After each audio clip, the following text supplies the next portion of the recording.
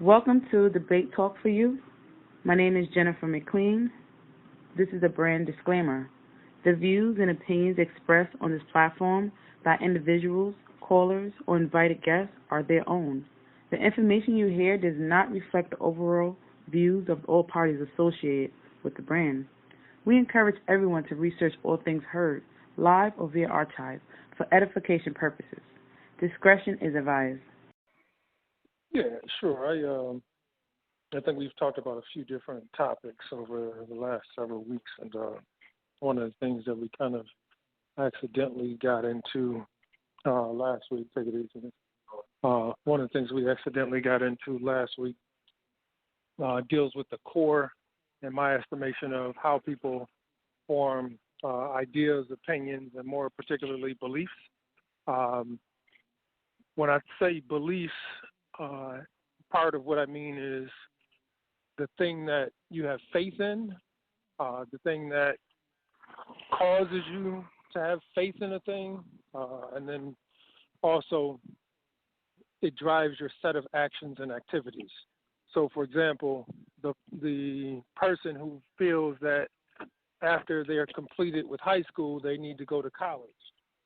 And if they don't do that, they're considered a failure. Or the 35-year-old mom who, after 10 or 15 years out of the workforce and having children, she has a belief that I still have to go to college because I'm not something if I don't go to college and get a degree. Where does that belief come from? When people believe in holidays, Christmas, where does that belief come from? How did they form that belief? If a person believes that they should be a musician, or God called me to be a rapper, or, I know that I'm supposed to be a businessman or entrepreneur, like, where did that belief come from and how was it formed? So part of what I'm looking at is the analytical process of how people come to a conclusion. So that's one of the first steps that I want to discuss. Second is like the nature of, how those things are formed and how people alter their beliefs. So if you believe this for a long period of time, it's so many different beliefs. Some people believe that, when they get married, women, but some men believe that I do these things and I'm the man of the house. Some women believe that I'm supposed to be subject to a husband. Like, where are these things formed at? How do they change? And then what steps do we want to offer for people who would like to change a set of ideas that they hold valuable? And how can we catalog those steps to people who are interested, if you would? So whatever the belief would be, if somebody was interested in changing a set of ideas, what steps would we advise them to take to begin to alter their belief system? So that's the discussion that I'd like to have today.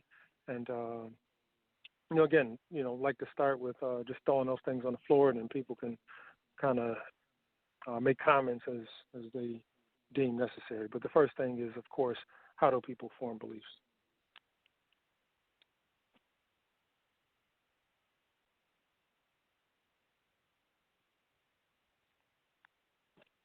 I would say first Well, off, more, and yeah, go ahead. Yeah, I would say first off, observation is probably going to be the most universal way, because different people make different beliefs off different things and whatnot. But I think that a universal concept amongst developing a belief system, period, is developing a story or a concept based upon an observation that you see in nature in some way, shape, or form.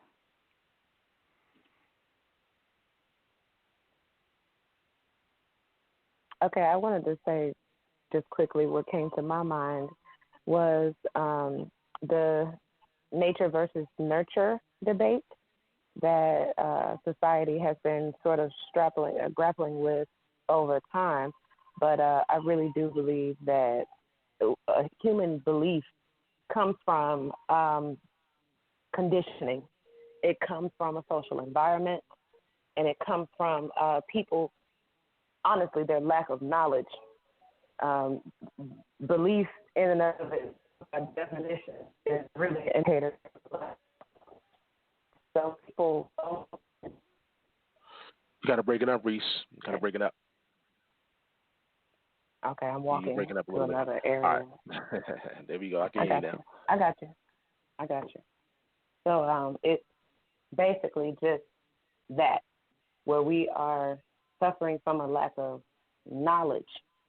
And so that's what generally tends to contribute to our belief.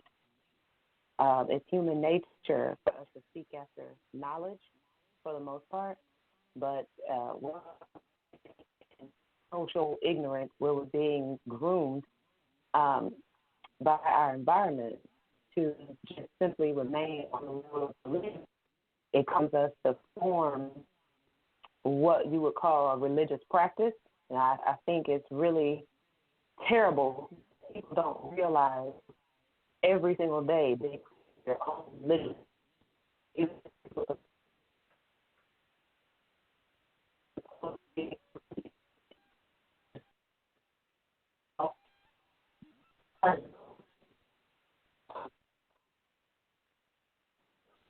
Explicitly anybody can hear her? Things as other people. Yeah, I think. Can anybody hear her? Yeah, she's chopping out. Her phone's getting raptured right now. All right, yeah, try again, Reese. I'm not sure what you did here. Yeah, still. All right, well, Elijah, I guess you Say can. What? Can you? Yeah, I can't hear anything. Yeah, I can hear you now. Okay. What part couldn't you hear? I was talking for a while. Yeah, what part did y'all hear that she left off on, guys? So go over the belief part again. We talking about like the belief is like a lack of knowledge. I think that was the last thing I heard clearly. Y'all got to tell me if you can't hear me. I don't even remember what I said.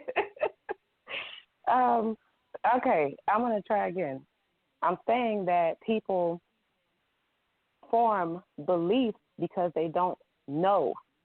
And so when we have a system of religion that's being created on a regular basis, most of the time people are not aware of the fact that their religious beliefs are created every single day, not when they when they're going to church. Your religious beliefs do not form from somebody telling you what to do and you're not doing it.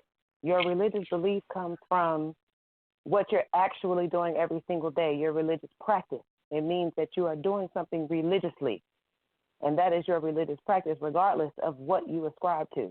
If you're a Muslim and your religion tells you that you should not be eating pork, but yet you go home and scarf down a pork chop every day, then pork is your religious practice, not the Muslim belief or faith. So what I'm saying is that our belief is formulated by our environment. It's formulated by how we receive cues from our environment every day. It's about how it comes from a lack of knowledge. It comes from a lack of knowledge when you have to stay in a realm of belief that's pretty much influenced by your environment. So, it kind of, the conversation to me can go in different directions depending on what level of belief you're talking about. If you're talking about religious belief, then yes. If you're talking about how you believe in the evolution of man, that's another thing. How you believe in people, it's a whole nother topic. But to me, anything dealing with belief is coming from your environment, how you're taking it in and what you're understanding about it in what ways. So that's pretty much how I'm gathering of it. Just to let you know, Elijah, Jennifer is here as well. Jennifer, welcome to the show. Hi, everyone. How are you doing tonight? Doing pretty good. Oh, well. No, as well. Welcome Okay, in. We're discussing. Yes. Go ahead. You might be already in. No, I'm listening. Go ahead. Okay, I just wanted to give my input on how a one person belief is formed, and I'm a true believer of most beliefs are formed from childhood. That's where we get most of our beliefs from. I believe it's nurture versus nature, where it's what your environment is, what people around you that you love and trust. You trust that what they're saying to you is correct. So you kind of adapt the people closest to you, like your parents, aunts, uncle, grandparents.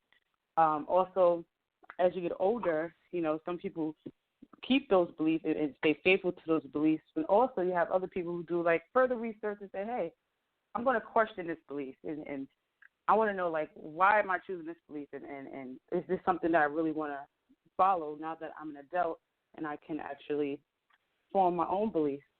So, and I think there's two parts, not only from childhood but also in adulthood when you learn to form your own beliefs and you start to do your research and, figure out things and start to ask questions and do some research and even through experience as well. That's how I believe that most people form their beliefs through childhood and as an adult through your own experiences.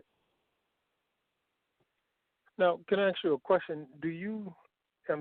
We're tempering now with some beliefs. Do you, and you don't have to answer, but do you consume alcohol at all? Or does anybody on the phone? And is there a set of thoughts that your parents or somebody in your environment said, hey, if people who do this are bad, and then you came to the conclusion that it wasn't? And how did you form that new conclusion?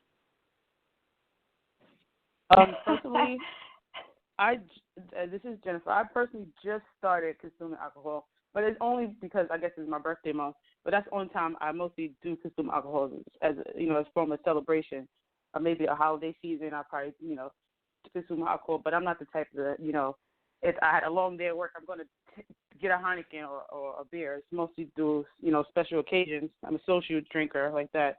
So but from my experience, like I did see like my parents and adults grow up. I did see them consuming alcohol, and I strategically said I don't want to be like that because I see how it made them react to it. So I always was like against alcohol. Like I literally just started, opening up and say, hey, I guess I got to live a little. Why not drink some? I'm at a social event. Everybody else is drinking. Why not? I know my limit. 1 cup, 1 glass is good enough for me, and that's it. But that's pretty much my intake on that. So I think people do have an influence on you when it comes to consuming alcohol.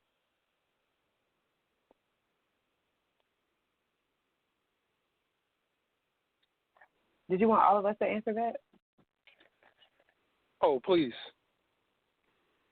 Okay. I do consume alcohol, and I did not start consuming alcohol until my 21st birthday. I was a little bit of a nerdy, goody two-shoes kind of girl coming up. So my 21st birthday, my coworkers gave me my first drink to celebrate my birthday. And since then, I have been also a social drinker, to where, I go out and I consume alcohol with the people that I'm out with, but I also do with my husband at home. So I don't know if that has anything to do with what I believe from my childhood, though, because my family was full of substance abusers. Several of them, almost all of them, were substance abusers. And I had the same disposition. When I saw them, they lost the ability to control themselves and their consumption. It definitely made me feel like that's not something I wanted to do to myself. It didn't make any sense to me. So that was, I'm not sure if that has anything to do with what I actually believe about the consumption in and of itself. Yeah, and for me, I don't consume it. Go ahead. No, go ahead. I thought I was saying if you were up next. But... No, that's what's up. So I used to drink when I was younger, but I don't drink anymore. My family, I have alcoholics on both sides, and particularly my father's family were heavy drinkers and whatnot. I'm a Muslim, and as a Muslim, it's in my reading of the Quran, it's not against the Quran to drink. I will drink every now and again, but if I do drink, it has to be something that I make and that it's unfiltered, and that I don't artificially strengthen. So I'm not against drinking. I personally don't do it, and if I do it, it's something that I make. I used to brew a lot of alcohol, so I'll just do it that way.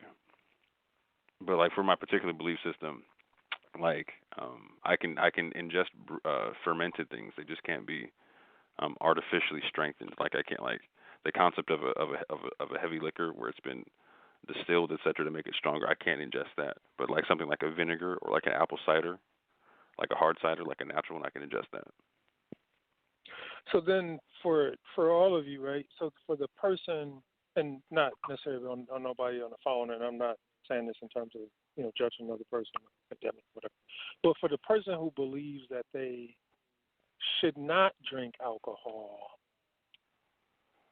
some people have formed that belief. Like at least I'm hearing you guys say. I know other people, friends of mine who, like, look, all of my uncles were alcoholics, so I have nothing against drinking, but this is why I don't, right? And that belief was formed through, like I think Brother Moore said, through observation, right?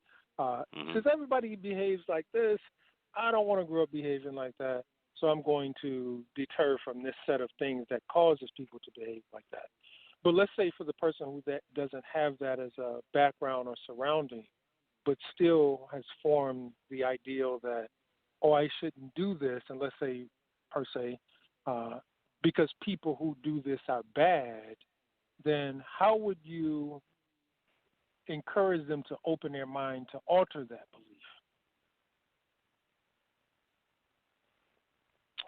belief? Again, through observation. So for instance, like I used to talk to people, like I used to brew a lot of beer, for instance, right? And a lot of my friends used to come to me to get like alcohol. And one, it was cheaper, but two, they started noticing something. So again, I said, like, I don't filter my alcohol, and I don't do that for a couple of reasons. One, I've found out through observation that when I used to make alcohol, they would put things in it to clear clear like a beer or a wine, make it to where it wouldn't be cloudy, and the stuff they put in it actually killed the nutrition in it. And when I started thinking about it, like, well, if it can kill the nutrition in the alcohol, like, what is it doing to you when you drink it? You know what I'm saying? So I stopped putting it in there, and then when me and my friends started drinking the unfiltered stuff, everyone noticed almost to the last person that they stopped getting sick.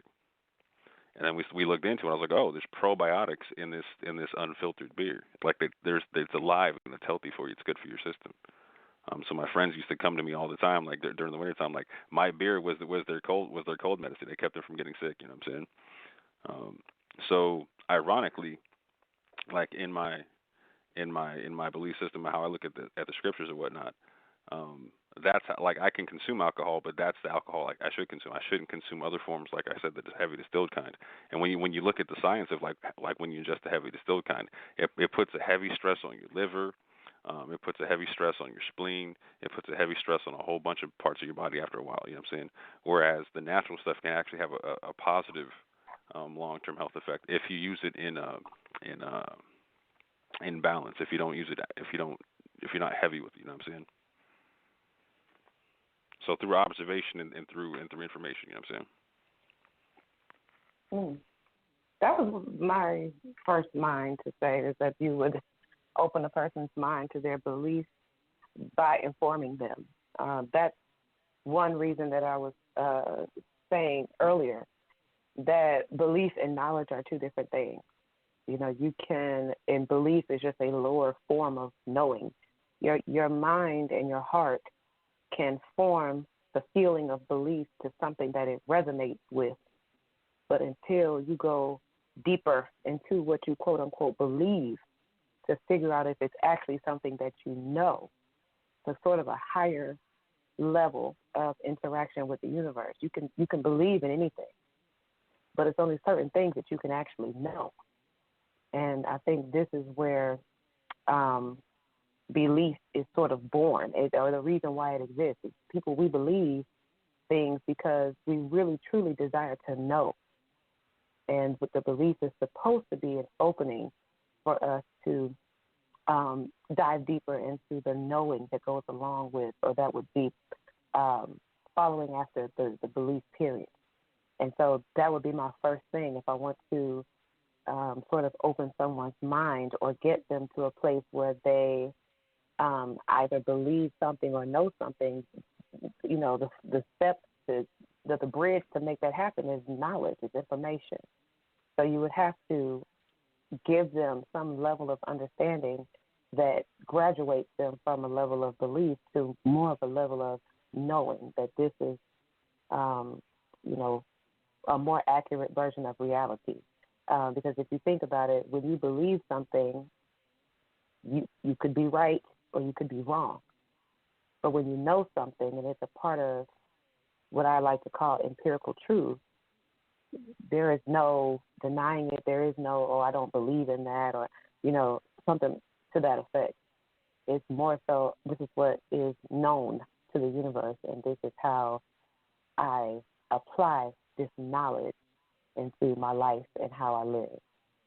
So to me, the idea of belief, of course, it goes far and wide, but I generally tend to look at it as it's just a lack of knowledge, basically. Yeah, I like that concept because that kind of goes in line with the concept of like the scientific method, to where, like I said, everything starts with an observation, and then you start testing that observation to where you get to it like a fact, and so you can understand what you're looking at. That's what right. I like your differentiation and clarification, because, for instance, in like the concept I do with we talk about like belief being that which man believes to be true, and then there's faith, that which man knows to be true. And then there's fruition, where man is truth is himself. You know what I'm saying? Where he's living out the facts and all that he's proven and whatnot. And so, like, no, I respect that concept. Thank you. I think we really should give the universe some credit, because we really don't need belief systems. Now that we live in the age of information, you don't really need to believe in anything anymore. You can just know flat out. That's the reason why all of us, I think our people, we're aligning beautifully to the will of the universe, because we're all fascinated with knowledge in our own right. And I love to see that my people, we are big on information. Our people love to research. We love to share knowledge. We love to see who's the smartest in the group. We kind of like to deal with this currency called information. And the way that we exchange our energy, it's a way that we receive nutrients from each other, the way we give love to each other, it's information. And so, I'm really pretty optimistic about us leaving when we have so much knowledge to pass around. It's so many instances. But Go ahead, I'm listening.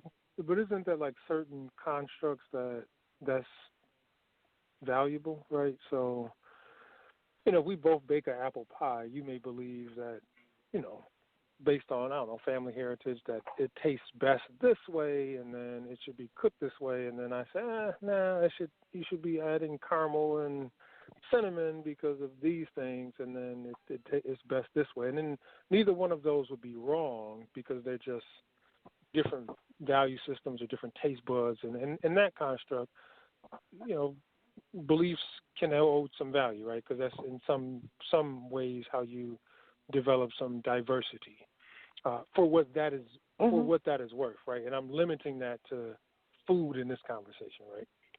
But then there are some other beliefs, like Jennifer, why are you putting $5 under your son's pillow because his tooth fell out, right? Jennifer, like, is something wrong with that?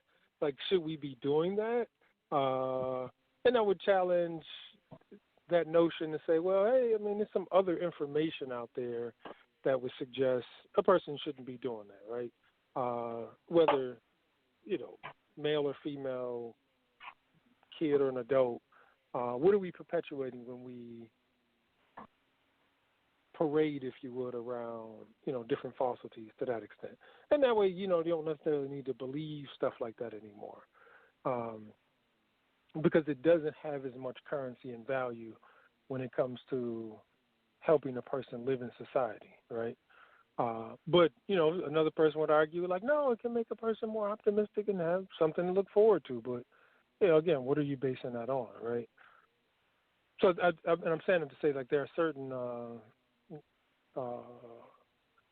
principles that would be true, at least, and then there's certain that it would be benign and necessarily harmless. Well, if a person would believe something like, I mentioned, like, you should cook, I don't know, bake ziti this way versus that way. Does that make sense? Yeah. Go ahead. Did you want to say real quick? I got to jump off for a quick minute, but I'll be back on in a little while. Okay. I do think that there are some good reasons for the diversity to exist in how we digest the information. Because, like I said, belief is like a bridge, and where it kind of carries us to this place of knowledge. Because knowledge is a deep ocean; it's infinite, and so you can really tap into knowledge in any place that you wish. And so I think our beliefs are there to direct us to the place in which our soul wants us to tap into this infinite knowledge, because that is the place in which we're going to find our passion and our purpose. If that looks like a particular thing to me as an individual culturally, I'm not going to take that from anybody else with their cultural preferences and their personal preferences. So I do think that there are some reasons why belief systems exist. And, you know, I do believe that they have, well, I shouldn't say I believe just for the principle of what I'm saying, but I know from personal experience that belief systems do serve a purpose and that they do have some service to humanity. But I do believe, or I should say I know from personal experience, that the belief system in and of itself is just simply not enough. And where society lacks this understanding is coming from the fact that we take belief as a stopping point, or we take it as something that can be perfected or something that can be sustainable over time, and it's not. Belief is something that is something, like I said, is it a bridge? It is a vehicle in which you should be taking it somewhere. It should be leading you somewhere, and that will be leading you to this place of knowledge where you now know and understand. Because the scripture that I read, the text, it says very clearly and very bluntly that the objective is to know thyself and to love thyself. It doesn't say believe in yourself. It says know yourself. And that is how we should be approaching life in all things. You don't believe as your ultimate goal. You should know as your ultimate goal. And in that sense, I believe I feel the belief systems should be a lot more limited. I feel like we should do more of a, I want to say like if we were looking at belief and knowledge, I feel like we should study more. We should treat belief like we treat vacation Bible school versus Sunday morning service. So, you know, if you were to go to church and go to your temple to understand about your life, belief should definitely just be vacation Bible school. But when you get into knowledge, that's what you should be looking at every Sunday for 2 hours up under your teacher. Because that is what is going to lead you into this ultimate goal of love thyself, know thyself. The only way you're going to get to a place of loving yourself is if you know yourself first. So I'm just going to close out by saying that the belief system is there for a reason, but is it the end all of why man is called to be in the world and not of it? I don't think so. Yeah, I think I would agree to that.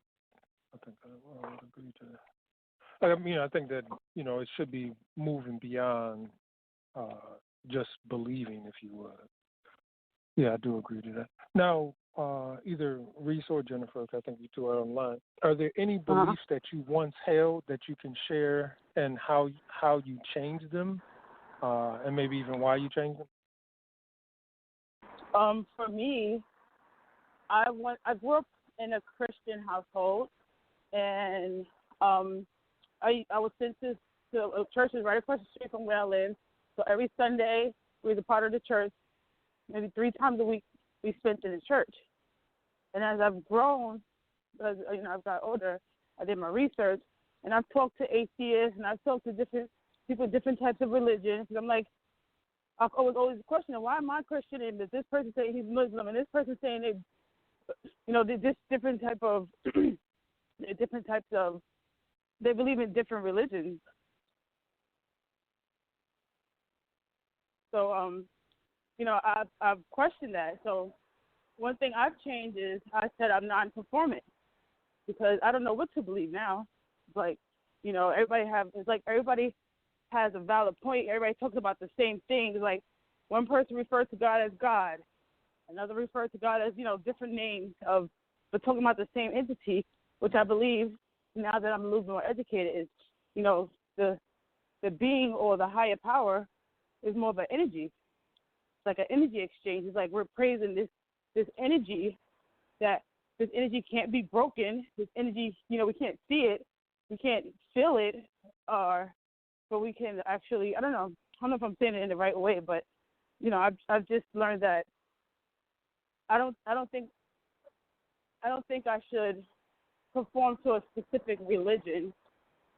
And with that being said, I usually say, since I'm not in a specific religion, though, I usually say God lives within me, or the higher power, or, the Most High, they live within me because, I still pray. I still, worship within myself in my home. I still try to live a good, faithful life. I live by the laws of you reap what you sow, what you put out in the universe, you bring back. And I'm a strong believer in karma.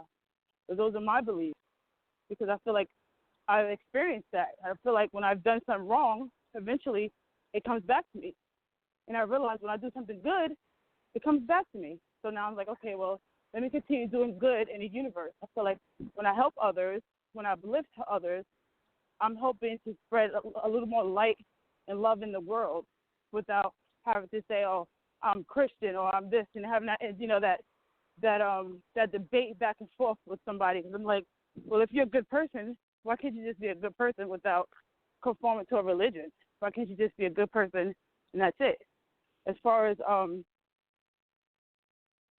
collectively, I always admire the communities. Like I always go back to the Jewish community. I used to live in Brooklyn. My first time passing by Williamsburg in that area, there's a lot of Jewish families in that area, and they all dress the same. They all, they seem like they keep their money within their community. They're just like collectively really powerful. Seem like they just keep everything in the family. Like everything's just, I'm not sure how they, they're full of religion, but from my observation, I see that they form some type of, they all believe in this, or it seems like they have the same beliefs as one another. Like they all are on the same page. Like they all work as a team. They got their own schools, they got their own hospitals, they got their own businesses. So it's like, I believe we can take some things from that type of experience or what they're doing and, adapt it to like the Black community. Then maybe, just maybe, we could see a little bit of changes in the world, to be a little better. Keep the Black dollar, support the Black business, keep your dollar within in the neighborhood. They say the dollar in the Black man's hand is like liquid. Once the dollar hit our hand, it's just like it goes away. It's like magic. Like, where did it go? So that's like one of my beliefs I would like to share with others. Sorry, I'm walking.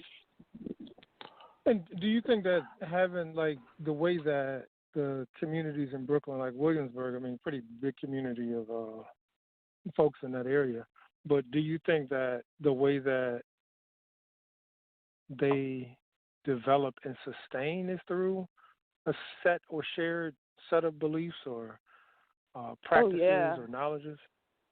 Oh, yeah. I believe even the schools that they go to, I believe their schools teach them to be on the same accord. Like, it seems as if, I'm on the outside looking, I'm not sure exactly it's facts, but from my perspective, from my view on the outside looking in, it looks like they all believe in the same thing. They all keep their dollars mostly in their community. Seems like they're just patronizing their community. They're just collectively in the sense of togetherness. Like, I see togetherness in that community, and I'm like, whoa, why can't we learn from them? You know, not saying we need to be segregated, you know, but even in Chinatown, you know, I go to, you know, Canal Street in Manhattan, you see Chinatown. You see a lot of those type of people in the same neighborhood. Seems as if they are keeping their money there. They're, you know, just keeping everything in within their culture.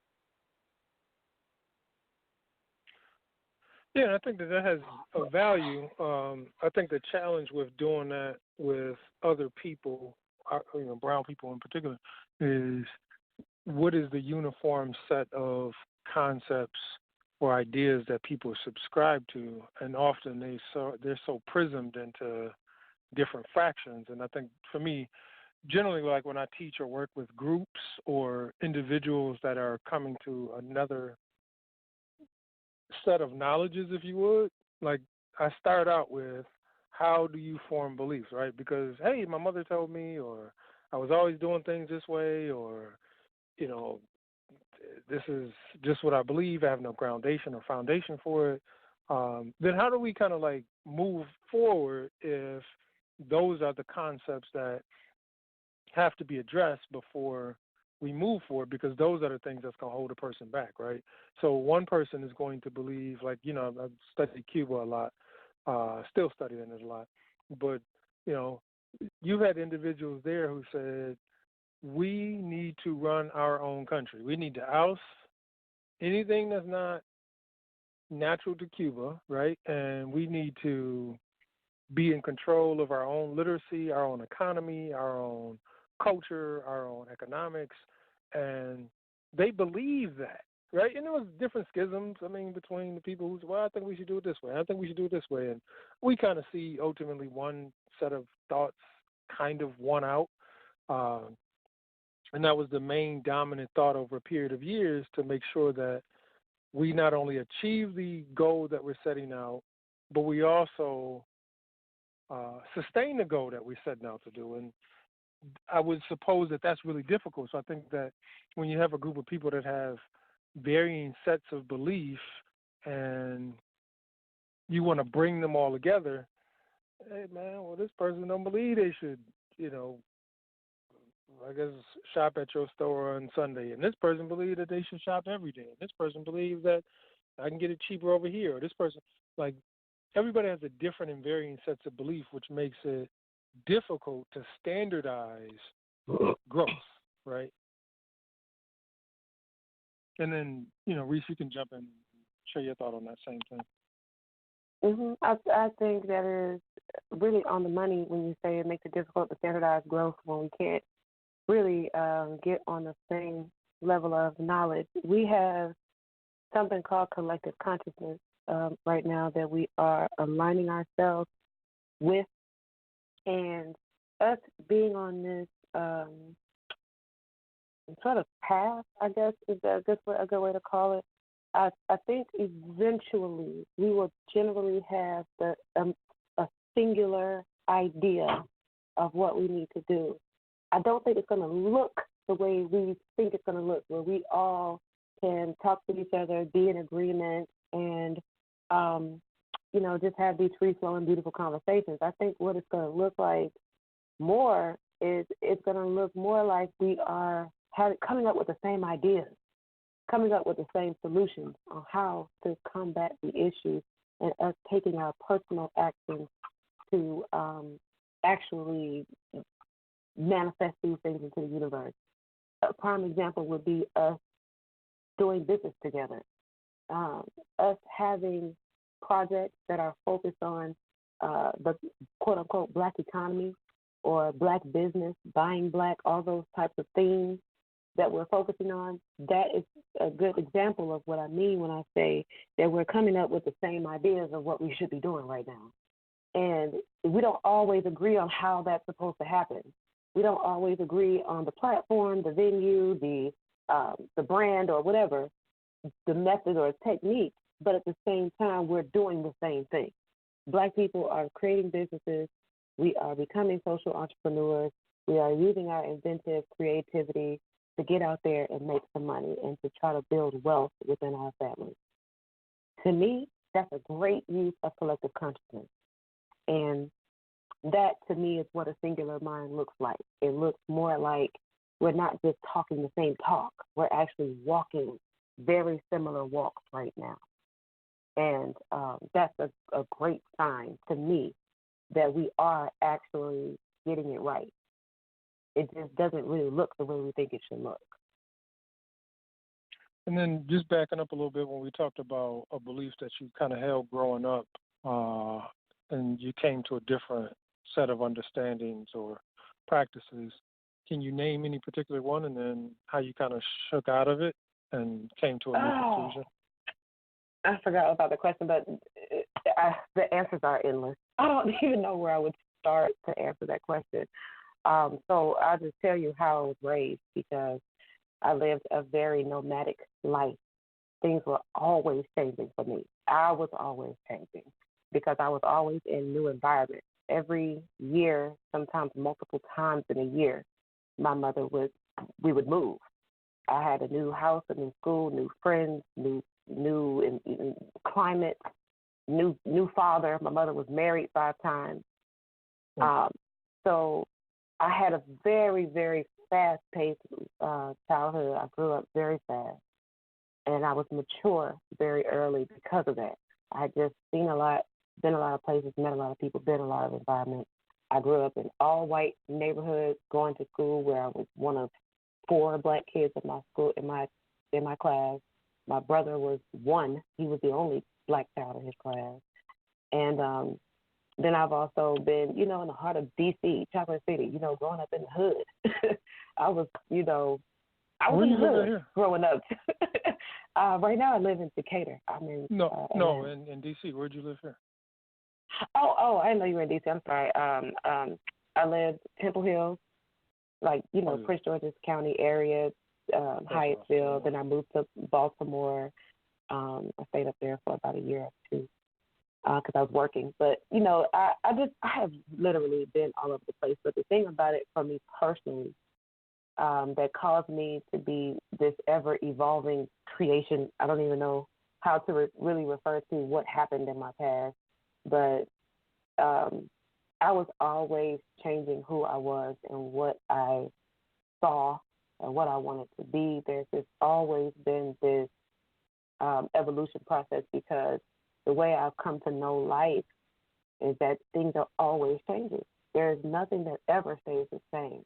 And I don't really like for myself to stay the same. Now, I was raised in a religious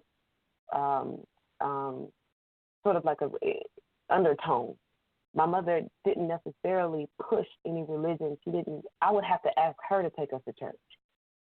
And so it just wasn't like I was being groomed to be this religious person. I was actually interested in it myself, I guess just by divine guidance. And so eventually, I would come to live with my grandmother when I got to high school, and she was very religious, so she always took me to church. She had me in the Bible, trying to learn the scriptures with her. And then I ended up a few years later actually going to church on my own because I wanted to study. I was interested in the knowledge. So I went there and studied it for about 3 years. I did my best to dedicate, quote unquote, belief to it. I tried my best basically to give it my all. I tried to embody it. I tried to, become it, and it wasn't working. And so that's really what made me step away from it and change my my thought patterns, because I'm intuitively logical is the way I like to look at myself. I let my head and my heart guide me at the same time.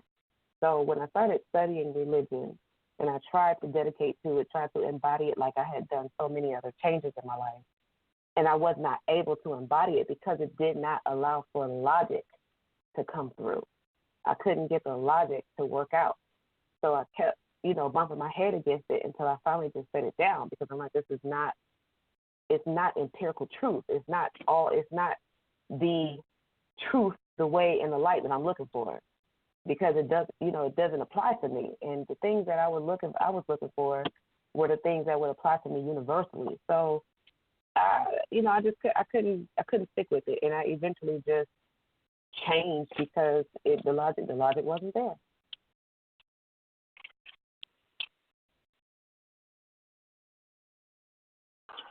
Oh, Elijah, just to let you know, Elijah, Vinny D is here as well. We do have a caller standing by whenever you're ready, though.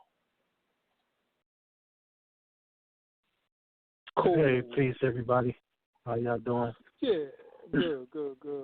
Can we go ahead and take the caller, and then we'll let Vinny chime in and just kind of share. We're just discussing like how people come about forming beliefs, how they alter them, and then what steps we would encourage people to take to begin to challenge or alter their beliefs. Like some people want to get out of a set of ideas that they're in, and are there like prescriptive steps that we can encourage people to kind of take?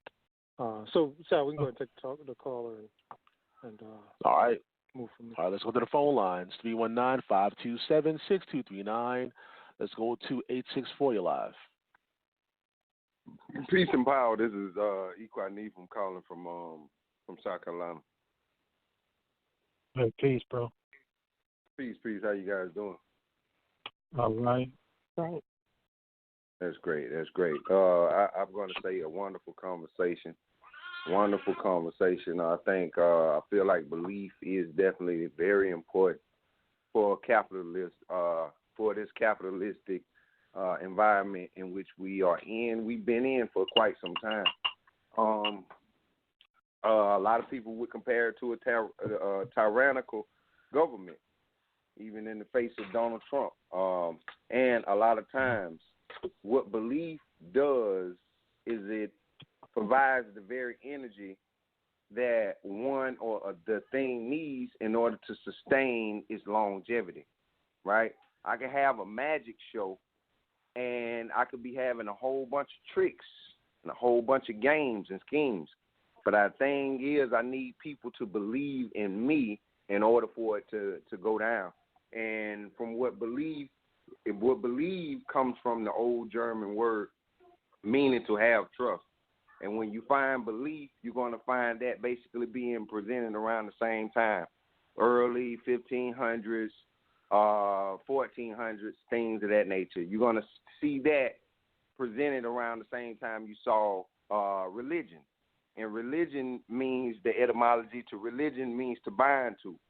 So basically, between religion and belief, someone wants you to bind to. And to go on to say what belief means, belief doesn't require any proof, just acceptance. So imagine, living life in that manner, rather than us looking at how we're going to feed our children tomorrow. We will go about it with this type of belief where we don't know how we're going to do it. We're just going to believe that it's going to get done a certain way. But I think the opposite of belief would be going into what you guys were speaking of, and that's going to be hardwired to a sense of knowledge, to a sense of mathematical equations, science, things of that nature. And when you go back to understand us as African, us as black people, and like again what the sister was talking about, being able to come together and perform functions and duties like never seen in the world. I asked Runoko Rashidi. He's a great historian. He's gone to over 120 so-odd countries to study about black or African greatness. And I asked him, out of all the places that he's gone, what is the place where he can actually see the black or African will being cultivated the highest level? He said, nowhere outside of the Nile Valley, basically in quote-unquote Kemet, the temples of Luxor, Karnak. These things is where we saw us as black, as African people, being able to work together, as the sister said, to not only be effective to this day right here, which is thousands of years, old. A lot of people are going there now. I think they just found some sarcophagus a couple weeks ago. So we're talking about how substantial these Africans, these black people were And the reality is that this history has been robbed from us and replaced with a belief, right? This knowledge has been robbed from us, this knowing how to not only build and create functional, sustainable environments, but actually sustaining them in a quality manner for thousands and thousands of years. No other people could have done that without us as African people. And by way of belief, now we as black people, we'll say, well, hey, all of that history, all of that knowledge that we had, we'll replace that with a belief that Jesus is going to come and save us. Now, that belief is lodged in a quote-unquote misinterpretation, because even in the Bible, it has the Son of Man as being curly head, a head of wool, and the eyes like fire, and the, skin of burnt bronze or burnt brass, right? But when you see the widely portrayed depiction, you're going to see a one that is pale and that has straight hair. And our knowledge has led us to know that in the Council of 19, in the Council of Nicaea, 925 AD, 325, excuse me. You had the Council of Jamnia. This is wired to knowledge. This is where they actually came up with the things that they were going to put in the Bible and the things that they were going to take away from the Bible. This is knowledge, So when we are looking at, like the sister said, she went out. I was brought up in the church as well.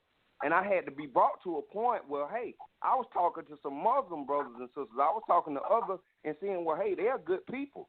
So are we saying just because they don't believe in what and mind you all that in the middle of belief that there is lie? So even in spelling belief, there is a lie.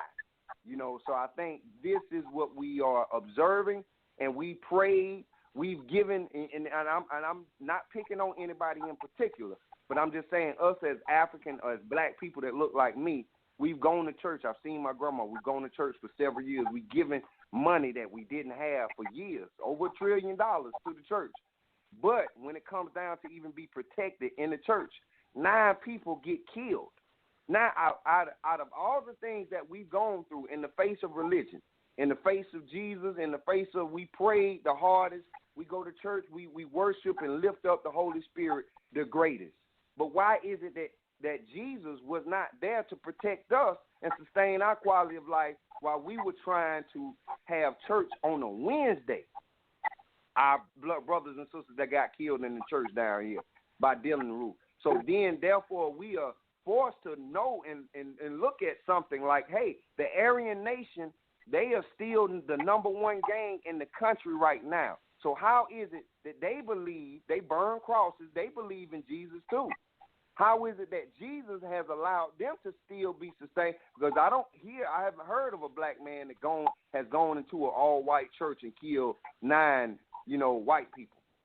This is a reality that we're still dealing with. So I'm going to yield, but I want to say that our religion or our spirituality, these are the things that would replace religion and belief, is our knowing how to do a thing, our culture, inside practicing the remembrance of how to functionally do things every day, as you all explained, whether it be economics, whether it be taking care of our family. This is what we need to have in our songs.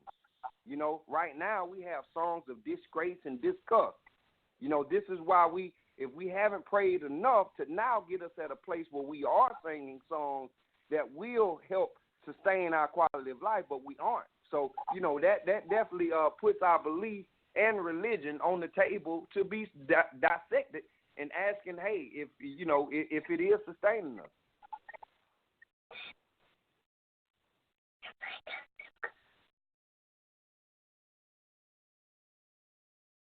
I think he kind of cutting out. Nah, he actually stopped talking. Go ahead. Oh, I mean, he said a lot, and there was a lot couched in there. And I'm not going to try to deconstruct it all. I would offer that, when we discuss values and beliefs, etc. There are there's a lot of value in some of what you're saying in terms of like, the Western church and, the values of people subscribing to pretty much like a dumbed down religion and what it has caused the people to do or how it has caused the people to be inept. And, there's certain sages who have said that religion is the opioid of the people. So while I don't necessarily subscribe to every point that you made, I would tell you that what people construe as Christianity today is a very dumbed down, debilitated view that has caused what you have today in society. But I would say, for whatever it is worth, that one of the very few nations in the country who have never been colonized by Europeans subscribes to Christianity, right? So, and for whatever that is worth, we have to look at what do they believe that is totally different that allows them not to be conquered than people who believe something different that, they hook, line, and sinker, right? So I wouldn't necessarily juxtapose Christianity in and of itself, because that, again, that will leave something to be desired in that sense. But again, I'm not necessarily trying to deconstruct everything you're saying. I would also say that I think you brought a lot of value, the brother who's just speaking brought a lot of value to the etymology of the word belief, and I think he broke down religion, if I'm not mistaken. And I think you're correct, right? As long as people do trust and cling to the magician or whatever the particular ideal or set of thoughts that they subscribe to, then inevitably it would continue to perpetuate itself, right? And I'll draw on one example that I just came to awareness of recently. There was there's been many, but people who claim themselves to be deity. One in particular who lived in the land of Israel and claimed that he was, some promised being, and he ultimately informed the people, if you remain a vegan, subscribe to this diet, then you will never die, right? Just eat your carrots, vegetables, but not just eat them, believe in them, etc. And he's since deceased, right? Now, that didn't necessarily break apart the group. Like some people was like, hey, he died. He said we wouldn't die. And then, some people say they just rationalized it and said, hey, he's not actually dead. He's just taking a different form, etc. And the idea. So I do value in terms of the subscription. People got to trust a certain thing and they got to cling to it. And it's some ideas that's so deeply embedded into people's brains that when they wake up, they think they thought of those ideas, right? And that's how you come up with some of the councils, and that's a longer story, but the Council of Nicaea, the Council of Jamma, like the things that they did there, again, longer story, different time, different construct, different conversation, but the things that they did there worked, right? It worked for those who were able to be deceived by them. It didn't work for everybody because everybody didn't subscribe to or accept, and that's where a lot of the wars globally came from, because everybody didn't swallow that pill. Right, and I'll yield there. And, Vinny, I know you just jumped on and may have some thoughts that you want to share.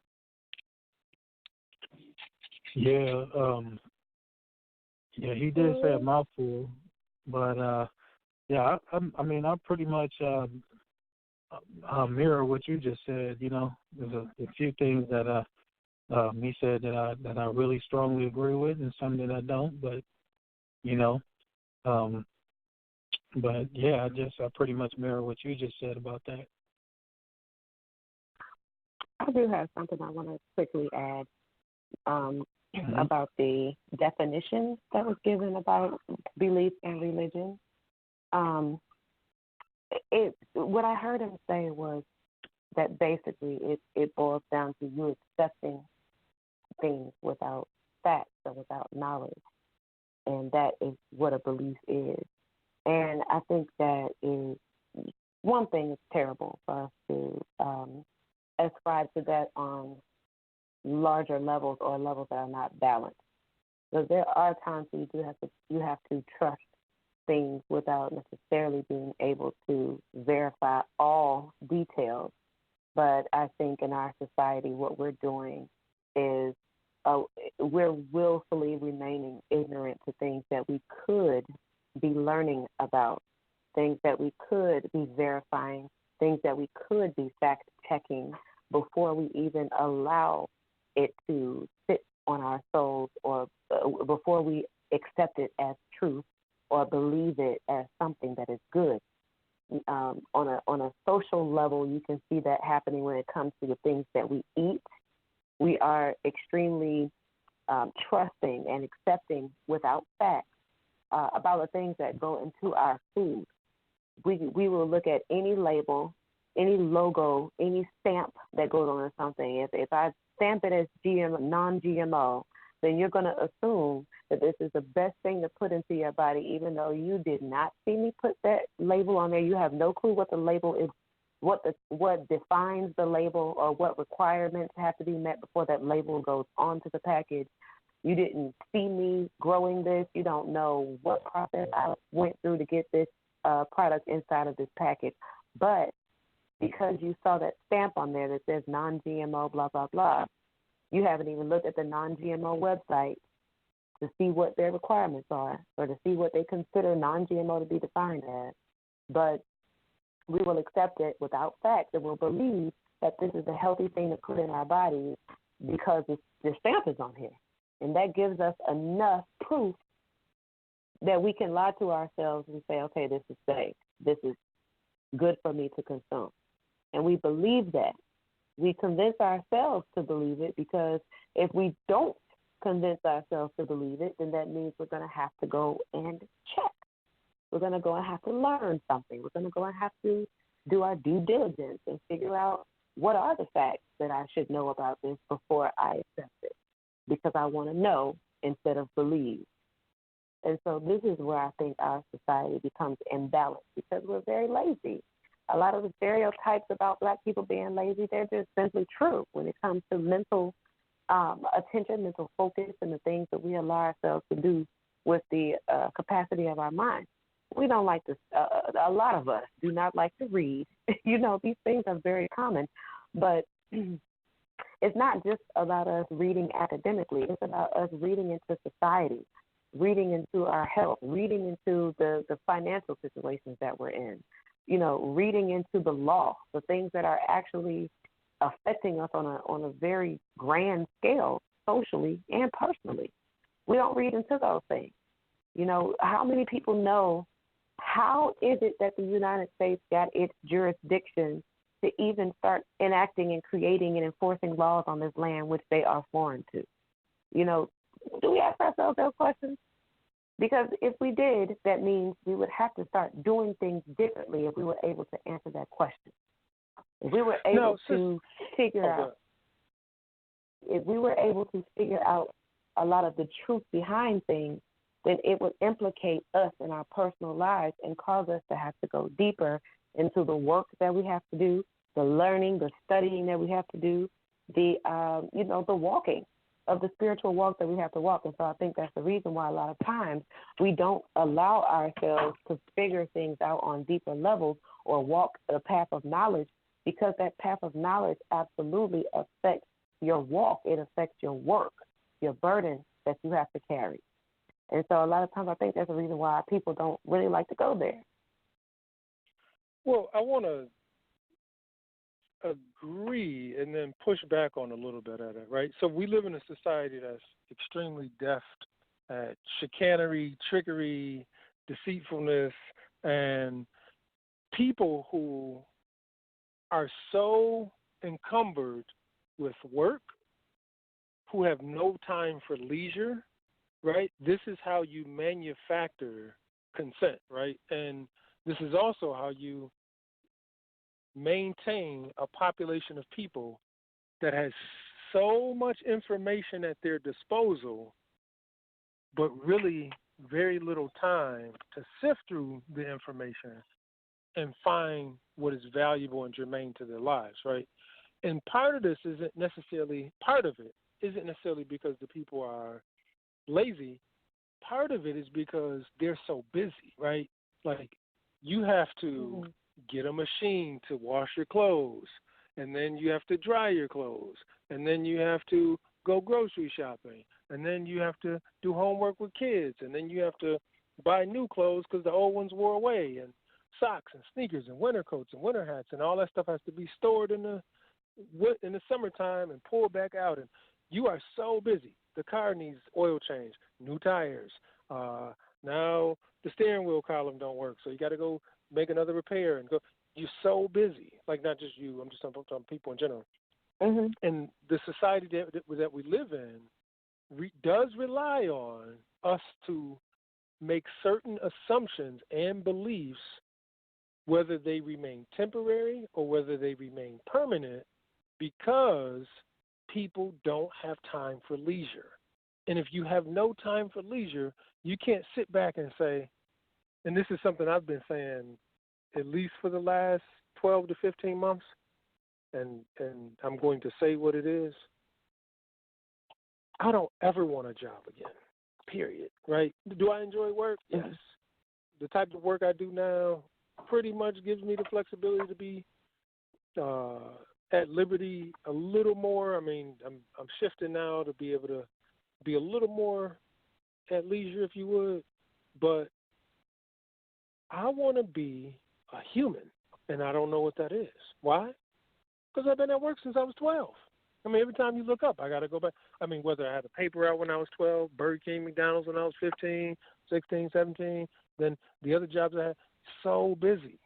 Like, whether you're a teacher grading papers till 1 in the morning, getting up, having to do a report, putting together lesson plans, whether you run your own business, so busy all the time that people don't have time to be fully human. And when you do want to just spend time researching, it's what I call weapons of mass distraction, distracting you from times where, I mean, all right, they said it's organic. I'm just going, for those who, value and eat that way, I'm just going to believe them. And then it takes a community of people who can band together and say, you know what, I got a little more time to research that for the rest of the group.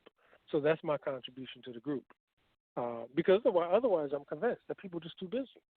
Society helps you be busy all the time with, gain, deceit, what you can buy. I mean, and again, I'll digress after this, but and I mentioned Cuba a little earlier, but one thing that I value about that country is they still drive around in cars pretty much from the 60s. I mean, you have BMWs and Volvos and Toyotas down there, not many, but the predominant vehicles are like older vehicles. We live in a society that produces a new, Dodge Durango every year, a Nissan Pathfinder and a Versa and a Altima every single year, and just keeps people on this treadmill. We're like, man, I got to constantly be on this treadmill to meet my needs. I don't have time to think and be human. Therefore, I can't even really question my beliefs. Because before you know it, and again, I'm trying to digress, I saw this meme the other day, and I don't value European holidays or American holidays or whatever, but I saw this meme the other day where it had 3 race trucks or 3 race cars, and it had Santa Claus in one, or Kris Kringle, whoever. It had Halloween in another. It had the turkey and Thanksgiving in another. And they were all in 3 separate race lanes, and it had the Christmas jumping over into October in the Halloween lane. And it's like, hey, man, stay in your own lane. And I thought it was kind of funny, but, before you can finish celebrate, and I don't celebrate Christmas, so I'm not even bringing that up as a point. Before you can finish celebrating Christmas, they got stuff out for Valentine's Day. Before you can barely get your winter coat, they got stuff out for the spring. And, they got people on the treadmill where you don't have time. They're like, oh, man, all right, just spend all this money. Got to get the winter coats because babies all right, now we got to get summer clothes because, it's about to be, and, hey, man, people don't have time to think. So I think. Sorry, I got to. Okay, I definitely want to respond to that because I agree, but I don't think that it has to be that way. I have been on the same treadmill my whole life, and I have disciplined myself to require less so that I could give myself more.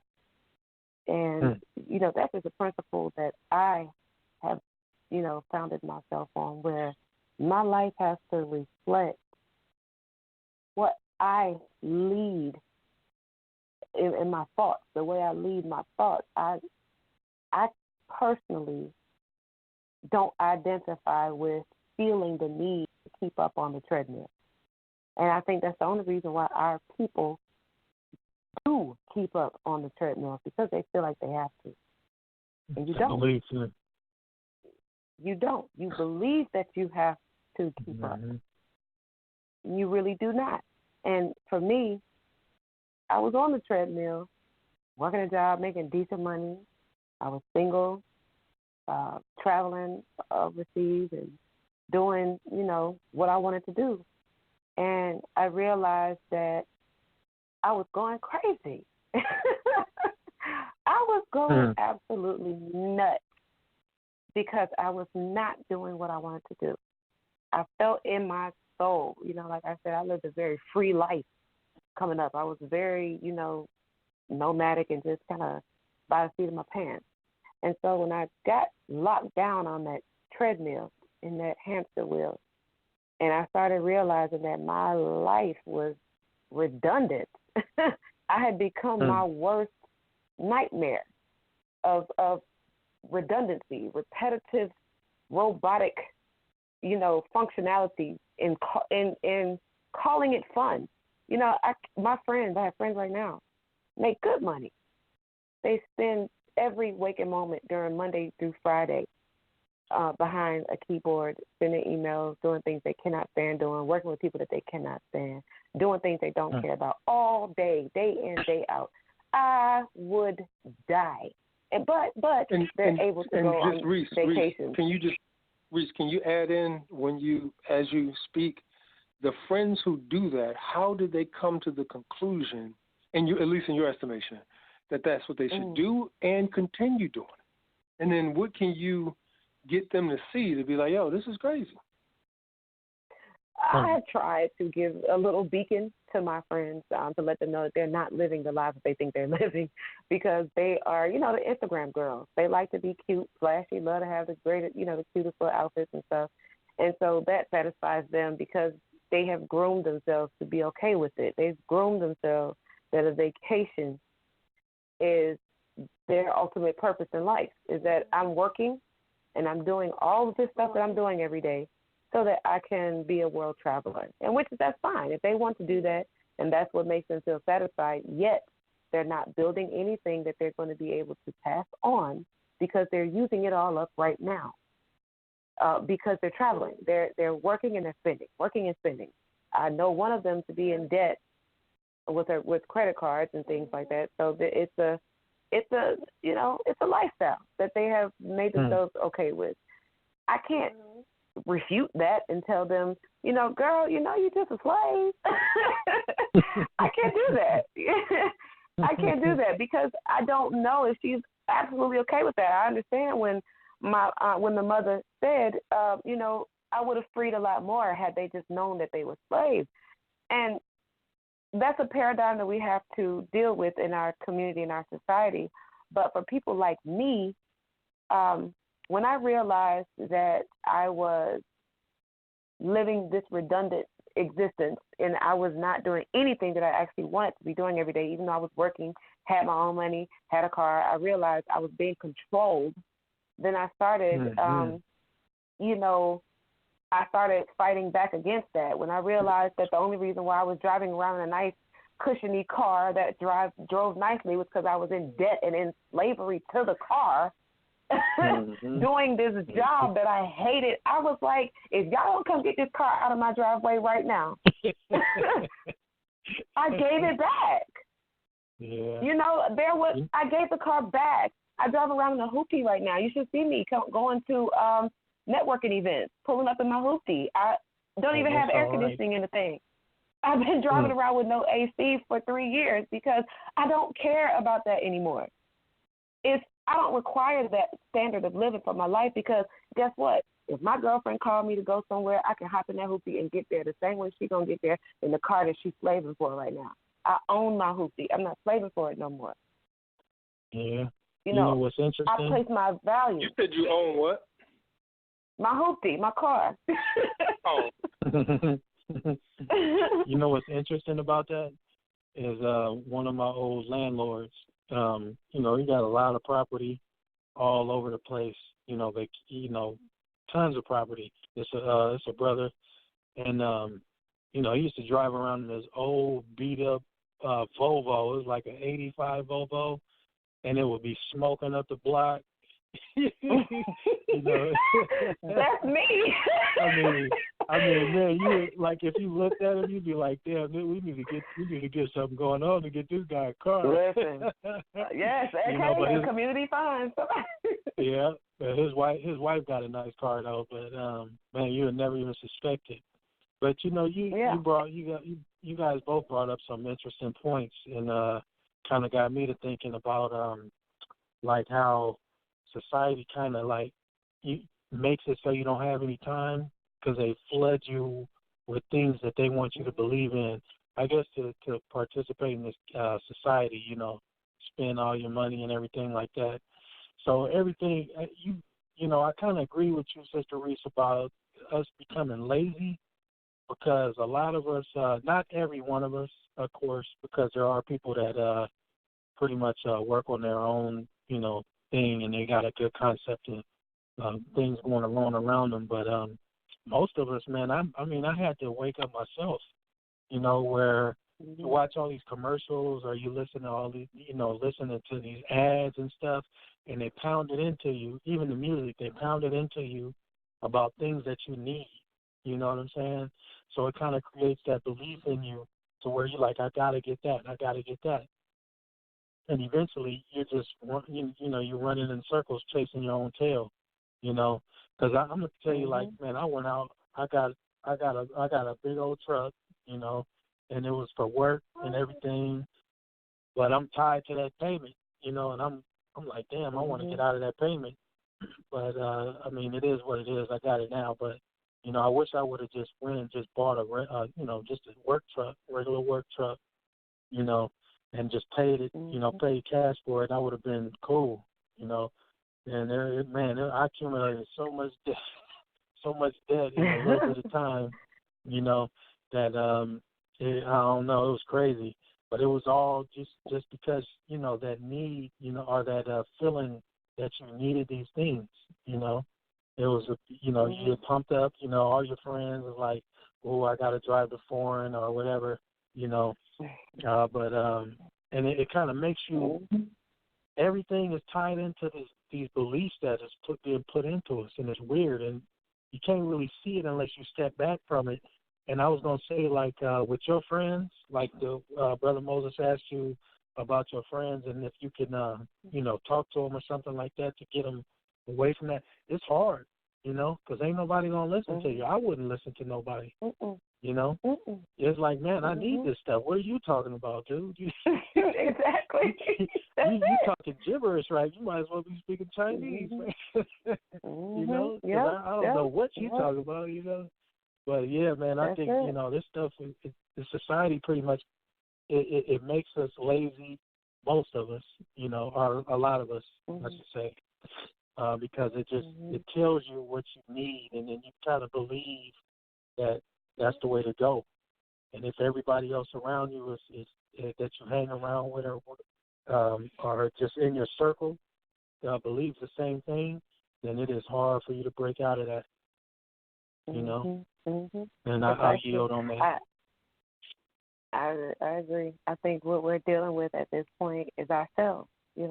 We place value in the things that we want to place value in, and if our people were to place value into things that actually were tangible to our needs, our real true needs, not just our individual needs, but our collective needs, then we would start to see how futile it is the way we live right now. How, if we understood that the reason why all of us have to work in the first place is literally because we keep getting up and going to work every day and nothing other than that. There is no other reason why we have to go to work other than the fact that we keep getting up and going. Mm-hmm. And if we were to realize that at the very core of it, then, we would all throw our hands in the air to our master, and we would come to each other and say, brother, sister, what do you need? I'm here for your service. Mm-hmm. Let us do our own thing, because these people are crazy. They're controlling our every move. They're sucking every bit of value that we have left in us, by the way of our human resources. If we were to just open our eyes and to really see our true enemies, to really see our true allies at the same hand, where we can see ourselves as allies instead of enemies. We can't trust each other anymore for some reason. I understand there's this cultural conditioning that we're dealing with, but I would be glad to see us come out of that so that we could start to realize where we're placing our value and to just say, listen, and this is just to tie back into our general theme for this conversation, is that I no longer believe in the things that I've been told about this society. I no longer believe in this life, in this lifestyle. I no longer believe in this society and its structure. I no longer believe in, the idea that I have to be subject to this. I don't believe in that anymore. I'm going to believe now something that I can actually take action on. I'm going to believe in the fact that if I quit my job today, that I can actually do something with myself and my skills tomorrow. I know how to do something. I'm here. Don't no. I'm not going to encourage people. He said don't. I'm not going to encourage. I encourage responsible transitions. Of course. And that's what I did. Responsible transitions. Yes, I agree, because that's what I did. That's exactly what I did. I didn't just go and quit. I started to, get myself to where I was living below my means. And my husband, I was investing in my husband quite a bit because I knew I was going to quit. So I started investing in his career and made sure his pockets were straight, because when I quit, I knew that I was going to pretty much make it so that he could afford to pay for everything. And that worked out beautifully. Now he makes more money than I was making. I don't have to work. I'm not a huge expense either. I spend a lot of my time in my office. I don't eat a whole lot. The brother ain't got too much to take care of. I'm just, I'm in my office. I'm reading. I got my own hair. So, I don't cause too much trouble around here. I keep it low key. But this is what I was planning for my life, because like I said, I realized the things that I was valuing were the very things that were working against me. I was placing value in things that were not feeding my life. It was literally the thing that was sucking the life out of me. And when I started realizing it's this job. And how did you come to that conclusion? Did you say some of it already? No, not really. I came to the conclusion just because it was my environment telling me that I was not in the place I wanted to be. Like I said, I wasn't doing what I wanted to do every day. I felt like I was losing my mind because my job environment was hostile. I worked for the federal government of all places. I was working at the IRS. And it was just, some of the most bureaucratic, just ridiculous stuff that you just would not wish on your worst enemy to deal with in a workplace, especially. I was there for 2 decades, so I know. Yeah, and I saw people. I think what discouraged me the most is looking at the people that were there for as long as I have been alive on this earth. Like, people be like, girl, I've been working here for 35 years. I was like, what? You were working here for how long? How have you been keeping your peace? And people listening to them tell me how they keep themselves together. Well, girl, I don't let these people get to me like that. This is how I deal with this. This is how I deal with that. That's not how I'm going to live the next 35 years of my life, dealing with something that I don't want to deal with. No. So I was like, no, it's this job. And I realized this starts all my problems. Therese, what's wrong with you? It's this job. And I had to realize what I had to do to release that job. And I fully align with that. Invest in your husband, cut back on your expenses, and walk out the door. And that's what I did. Amen. Amen. Exactly what I did. Yeah, and I ain't looked back since. That's good. What you about to say, Brother Moses? I mean, just, kind of being duplicative, but I think it's interesting where she mentioned like a couple of her friends. It's interesting that, I'm watching people who pay, $400 a week for childcare, $500 a week for childcare, and they're convinced that they should go to work versus potentially staying at home, right? And people say, I can't stay at home, my kids. What I'm going to do? Because they have a belief that's formed, however, that, which is really, really interesting, right? Because in a capitalist society, you are more valuable if you take care of other people's kids at a job than if you take care of your own kids at home, right? Because, you don't work. No. If I take care of my children, that's a job, right? Work. I mean, you can call it whatever you want to do. Is work, it's a job, it's a lifestyle, whatever. But that's being productive. That's work. I mean, that's a task or a set of things to do every day. Well, no, girl, you don't work. Why would you stay at home? Who would do something like that? Okay. I mean, what makes you believe that that's what should be done, right? And you have people breaking their neck because that's what their parents believe, right? So they, you wouldn't got all that education and now you just going to stay at home? Yeah. Like it's a conscious choice, right? Like there's nothing wrong with this as a choice, but again, if the parents form belief, like, well, you should be a doctor or a lawyer, or whatever, college, you should be in society, right? It's because that's what they subscribe to. And I think yesterday we were in a conversation, or a couple of days ago, I think BA was on the phone, and we began to talk. He was speaking about his daughter, and a lot of people have this, teens or kids who are growing up in a house.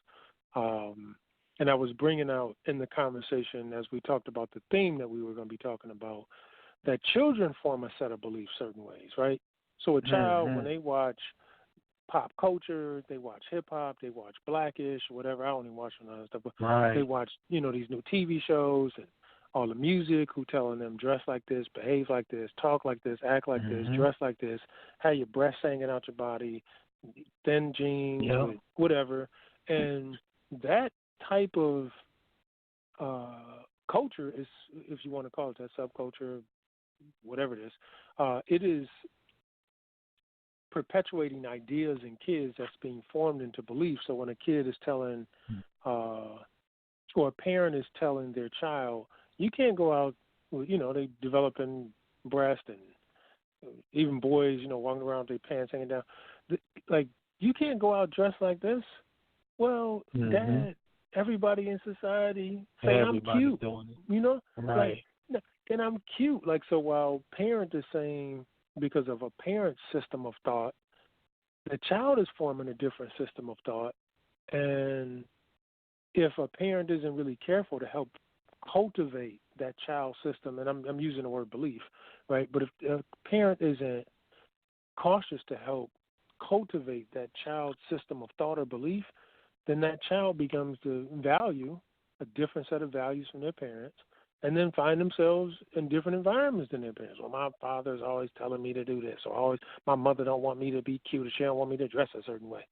And that has some detrimental effects, right? So I think, just when we talk about, for me, again, like when people, and it's not just one belief. I mean, it gets into, whether you should go to college after school, whether you should work a job, I have relatives who believe, and again, this isn't disparaging anybody on the phone because I don't know what everybody do at their time, but people believe that Uber is a job. Man, Uber ain't no job. Like, what are you doing? Like, oh, man, I run my own business. I do Uber. That's not a job. Like, what are you talking about? But if that's what people believe, hey, man, I mean, I'm going to tell you as a businessman, It's gonna change. You can make some money off it, but that's not no business, man. I mean, you can make some pretty good money on Uber. I Uber from time to time, man.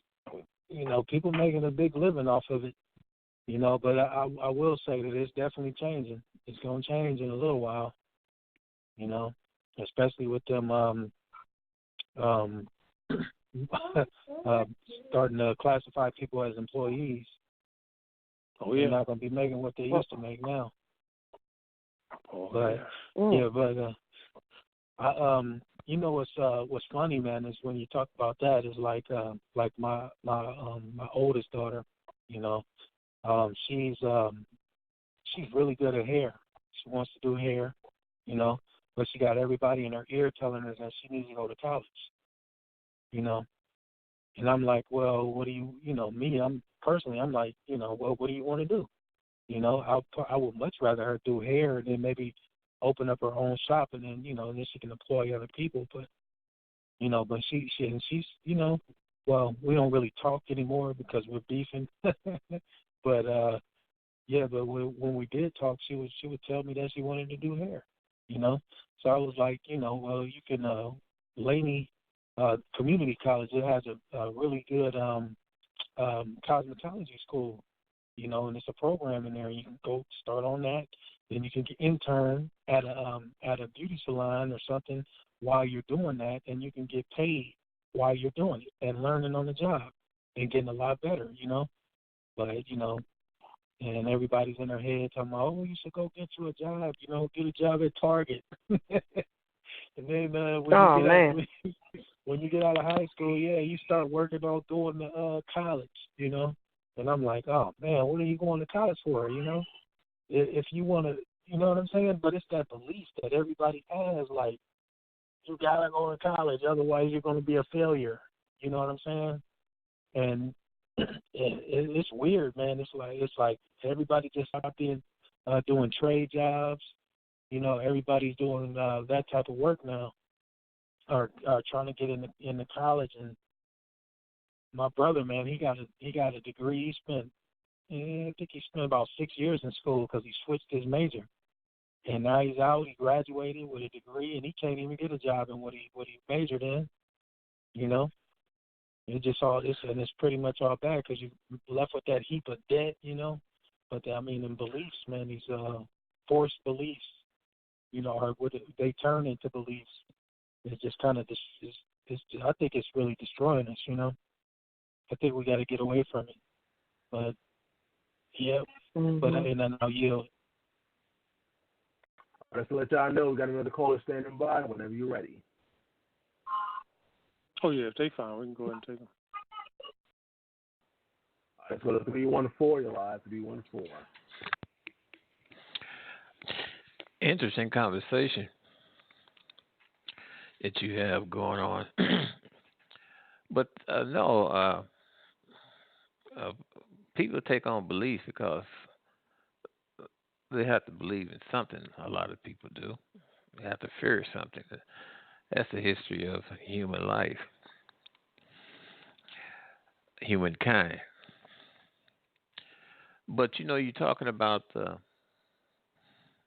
what people end up doing and your children. I think that I push mine into certain areas. My grandson, now I pushed him into engineering. I told him he was going to double major, engineering business. And I started playing baseball when he was 5 years old. Little academics and that. After he gets that done, he can do whatever he wants. But if you are degreed in what's in demand, then you shouldn't have any problem. I don't know if you're familiar with the National Society of Black Engineers, and I'm kind of biased to engineers because of the type of work that I've done. But at their national conventions, the latest one they had in March in Detroit had over 15,000 black STEM students. And these corporations was hiring them left and right. Lockheed Martin hired over 400 right off the convention floor. And 2 years before that, in 17 and 18, in Pittsburgh and Kansas City, you had similar results. Northrop Grumman, who was headquartered out of Mississippi, 2 years in a row, hired 400 plus STEM students, not including the other corporations was there, which consists of Amazon, Google, Goldman Sachs, Harley Davidson, CIA, FBI, and the DOD, and Ford, Chrysler, NASA. So the demand is there. You just have to prepare your young people in order to meet that demand. And this country has so much to offer compared to many other places around the globe. And I look at things today and kind of wish that I was coming up today, but yet instead, the things that I did do, I enjoyed them and probably would do it again if I had a chance. So I don't know what else I could say about that. You know, everybody is the same. All blacks are not the same. They're going to have different ideas, different perspectives. You talk about the beliefs, especially along the religious lines. You have over 14.5 million Southern Black Baptists who believe in heaven and in Jesus Christ. So you can't tell them that what they're doing is wrong. That's what they want to do. Nobody's making them do it. And I compare it to the ones that's member of Church and God in Christ, another 7.5 million. Then you got the Black Catholics, 3 to 5 million. That's what they want to do. And I don't think that anybody should down them for it, but that's what they want to do. So I just wanted to add that contributor to the conversation.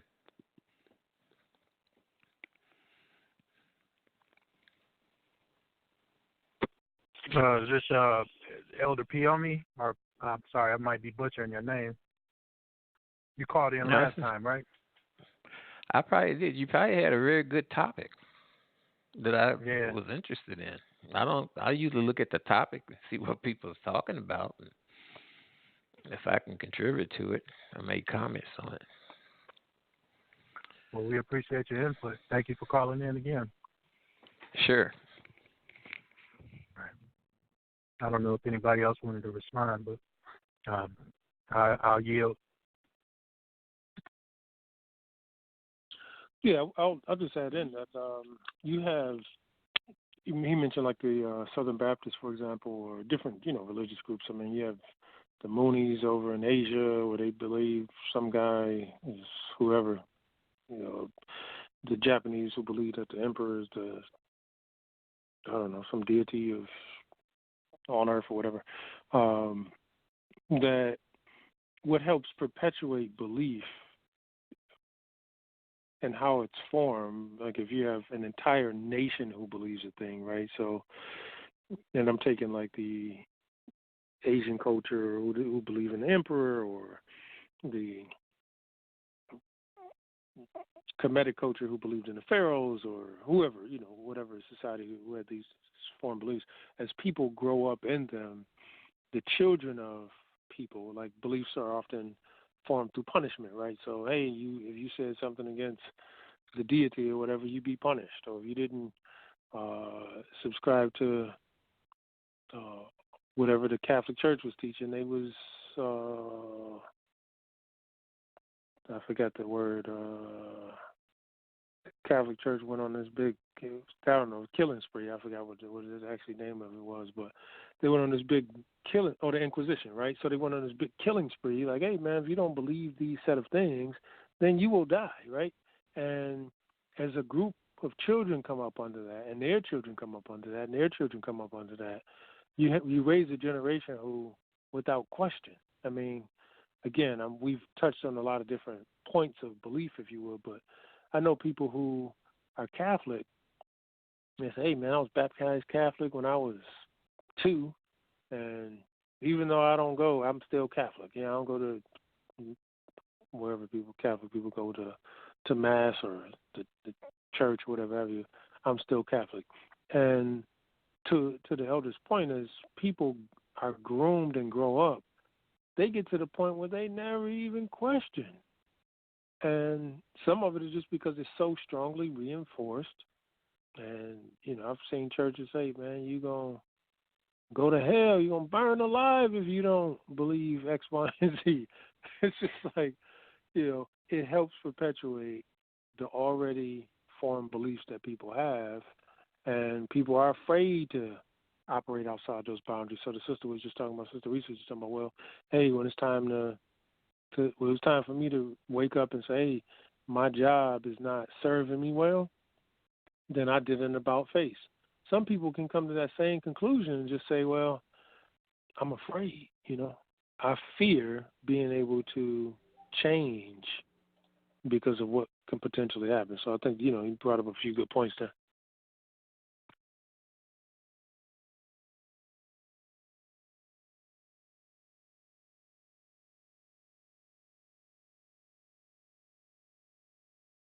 Reese, you still there? Vinny, y'all ain't falling asleep over there, are you? Oh, no, I'm still here. I know daylight savings time's gonna kick in. It's really 11 o'clock. I know it. I'm still here. I'm just really listening. But no, I did appreciate the comment that the elder said that he wished that he was coming up in this time because of how this country really does have a lot to offer, and I agree with that.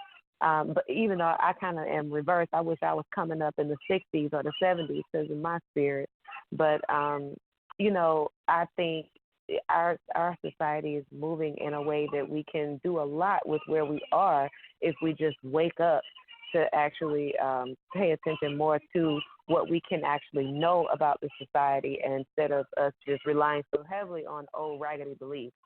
A lot of times we are trying to operate a new innovative and evolving society on old-time religion, and that just is not going to be a good foundation for us if we're going to, evolve society. And we really have to pay attention to the fact that we are the pushers of evolution. As far as our people are concerned, culturally, we push the evolution of society. Even though we are heavily contained and controlled, we still are the engine, and that alone should let you know how powerful we are to move in this universe and what we can create and what we can actually do. So the only thing we have to do is just really free ourselves in our minds so that we can create freely and we can evolve freely in this society without us actually feeling all the burdens of being in this hamster wheel. And like I was saying earlier, that's going to be something that we have to do for ourselves. Nobody's going to come and tell us to quit our jobs or to start looking at making the transition, start building your business, start monetizing your skills, start looking at yourself as an employer, not an employee. Nobody's going to do that for us. It's going to be a mental switch that we're going to have to start just doing, and which I do see us doing. So like I said kind of earlier in the call, we are making moves to walk the walk. We haven't necessarily become of the same tongue yet, but, we're getting there. Our opinions are naturally going to be different because a lot of us are morphing. We're in the process of changing who we are because we're in an environment that is now inundated with more information. We can clearly see the truth a lot better than what we could before. We had this age of information. So it's very encouraging for me to see that our people are making moves in the right direction. We just have not fully stepped into it yet. We haven't fully owned it yet because we're still, like I said, in this sort of old-time religion where we're believing things more than we're taking the time to know. So I would just say that what we really need to do, in my opinion, is learn how to use what knowledge is in order to overcome what beliefs actually do. Your belief is going to bind you. Your religion is going to bind you to a certain system of belief. But when you start to graduate into knowledge, you release the bondage of that religion to a certain belief. and then you can grow into knowledge and move freely along with that knowledge. There's no bounds, there's no binding when it comes to knowledge, like it is when it comes to religion. So that's basically my take on it.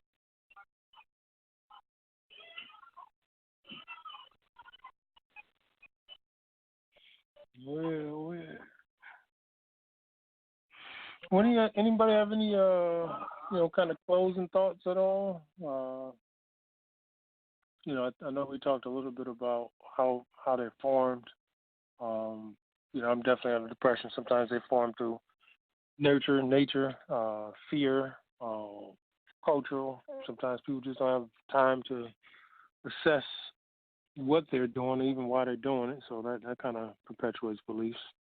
And then sometimes they form through reinforcement or gaining confidence in it. So I don't play the lottery, but, I come across people who every day, and I guess when you incentivize it, I guess it's almost like Pavlov's dog where, you got a couple of rewards out of it and you play again. And I'm certain if you put up a PowerPoint and could statistically chart the amount of money a person spent and the amount of money they won, it can show empirically you shouldn't be wasting your time. But, some people, again, have been stimulated by getting rewards out of it. We also kind of just talked about how beliefs are changed. And I don't know if you guys can give any couple-step process that y'all like to share with whoever listens or on replay about how to change a set of beliefs. I don't know, maybe Jennifer left off. I know she normally at work, but how to change a set of beliefs and what that process would be, and then any closing thoughts. I can take that one. For me, I'm going to give personal summaries of how my beliefs have been discovered and then changed, and that really is the first step. Knowing your beliefs comes from knowing yourself, being able to have conversations with yourself in such a way that you can know what you believe in because you have explored your soul to figure those things out, and do it on a deeper level than just, I believe that, my car is going to start this morning. Go on a deeper level to where you say things like what you believe about humanity, what you believe about the spirit world, what do you believe about your body, what do you believe about your surroundings, your environment, your family, what do you believe about certain deeper things. And that way, once you speak on those things, I don't know if people really get what power comes along with speaking things out, but after you have identified what your beliefs are on deeper levels and you speak on it to yourself, that is going to be a pivotal moment where you figure out either you are aligned with yourself or you are misaligned with yourself. What you believe is going to expose who you are once you start to sort of ask yourself those questions. And so if you're not pleased at all, once you get to that step of speaking out your beliefs, I believe, I want to tell you this from a person that I knew from my job. I asked him if he thought that people were inherently bad or good. And he said that his belief was that people in general are inherently bad. And I charged him, I challenged him to think about that belief, to think about that approach into the reason why he believes that. Because there are implications that go along with that belief, to believe that people are inherently bad instead of believing that they're inherently good. So as you speak those things out and you say, for example, I believe all people are inherently bad and that they have to be groomed to be good, or they need laws in order for them to become good. Think about what that belief system does to you and whether or not that aligns to who you are and who you want to be and what you want to create. Then that's when you start to see the changes come in your life. if I don't like the fact that I believe this about people, then I'm going to start doing personal, individual work to start looking at people different, to start trying to find the good in people before I see the bad in them, to start practicing how I see people and how I interact with them or how I engage with them. I want to start doing personal work that's going to prove to myself that people are inherently good. Why? Because I don't any longer want to believe that people are inherently bad. I don't want to believe that. So I'm going to do the work to change whatever it is that I believe by just simply changing my paradigm, changing my perspective of how I'm looking at it, changing how I'm looking at those people, changing why I'm making these assumptions. It takes a lot of internal work to change belief systems. But I'm going to say the final step to that, after you have identified the belief, questioned the belief, discussed the belief, speak on it, practice changing it, shower it with knowledge. Okay, you use knowledge in order to overcome beliefs and the effects of your beliefs. Knowledge is the single most powerful thing that you can do, or that you can use. You can use it to actually overcome the effects of problematic beliefs. Because like I said earlier, some beliefs are good, but some of them are raggedy and some of them are trifling. Some beliefs work against you. And if you don't understand by questioning, by practicing, by aligning with real, true beliefs that you actually can grow from, then, it's going to be up to you to make those decisions. But knowledge, teach yourself about the reasons why you believe this. Is it based on fact, the reason why you believe what you believe? If you believe that people are inherently bad, have you researched into any part of human nature? Have you went into understand about your own human nature? Are you inherently bad? And you have to be, inundated with laws and rules and regulations for you to become a good person? No. So it takes some work. It takes some molding, so to speak, in order for that belief to be overcome. But through that process, at the very end or at any point in the process, knowledge should be incorporated so that you can overcome the raggedy beliefs that do not serve you. Educate yourself and become free. Yeah, I pretty much agree. It definitely takes some self-reflection on and try, see if, just sit down and think and see if the reason why you believe the things you do is because of some kind of what do I want to say, witchcraft, I'll call it. Witchcraft being put upon you, like with the commercials or music or even your peers, sit down and really think what you want to, what type of things you like, and if the beliefs that you have coincide with the things that you like, and then try to separate what you truly believe and then what has been placed upon you by somebody else. Personally, I believe beliefs are good, and I've always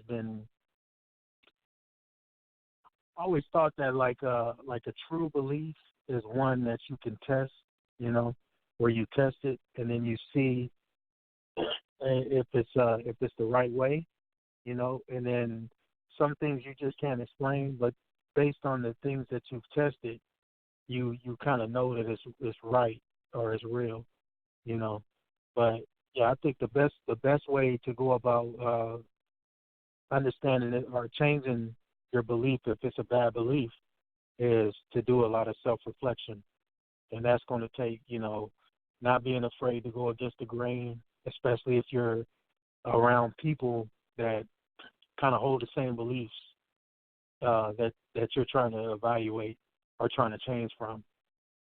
And I'll yield on that.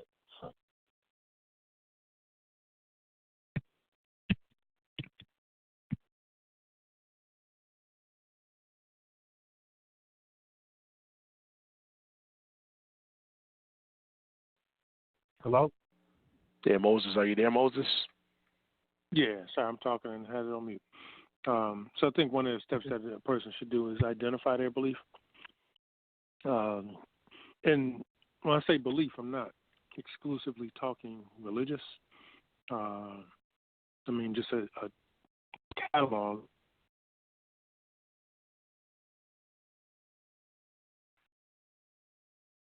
Sorry, the phone keeps doing something.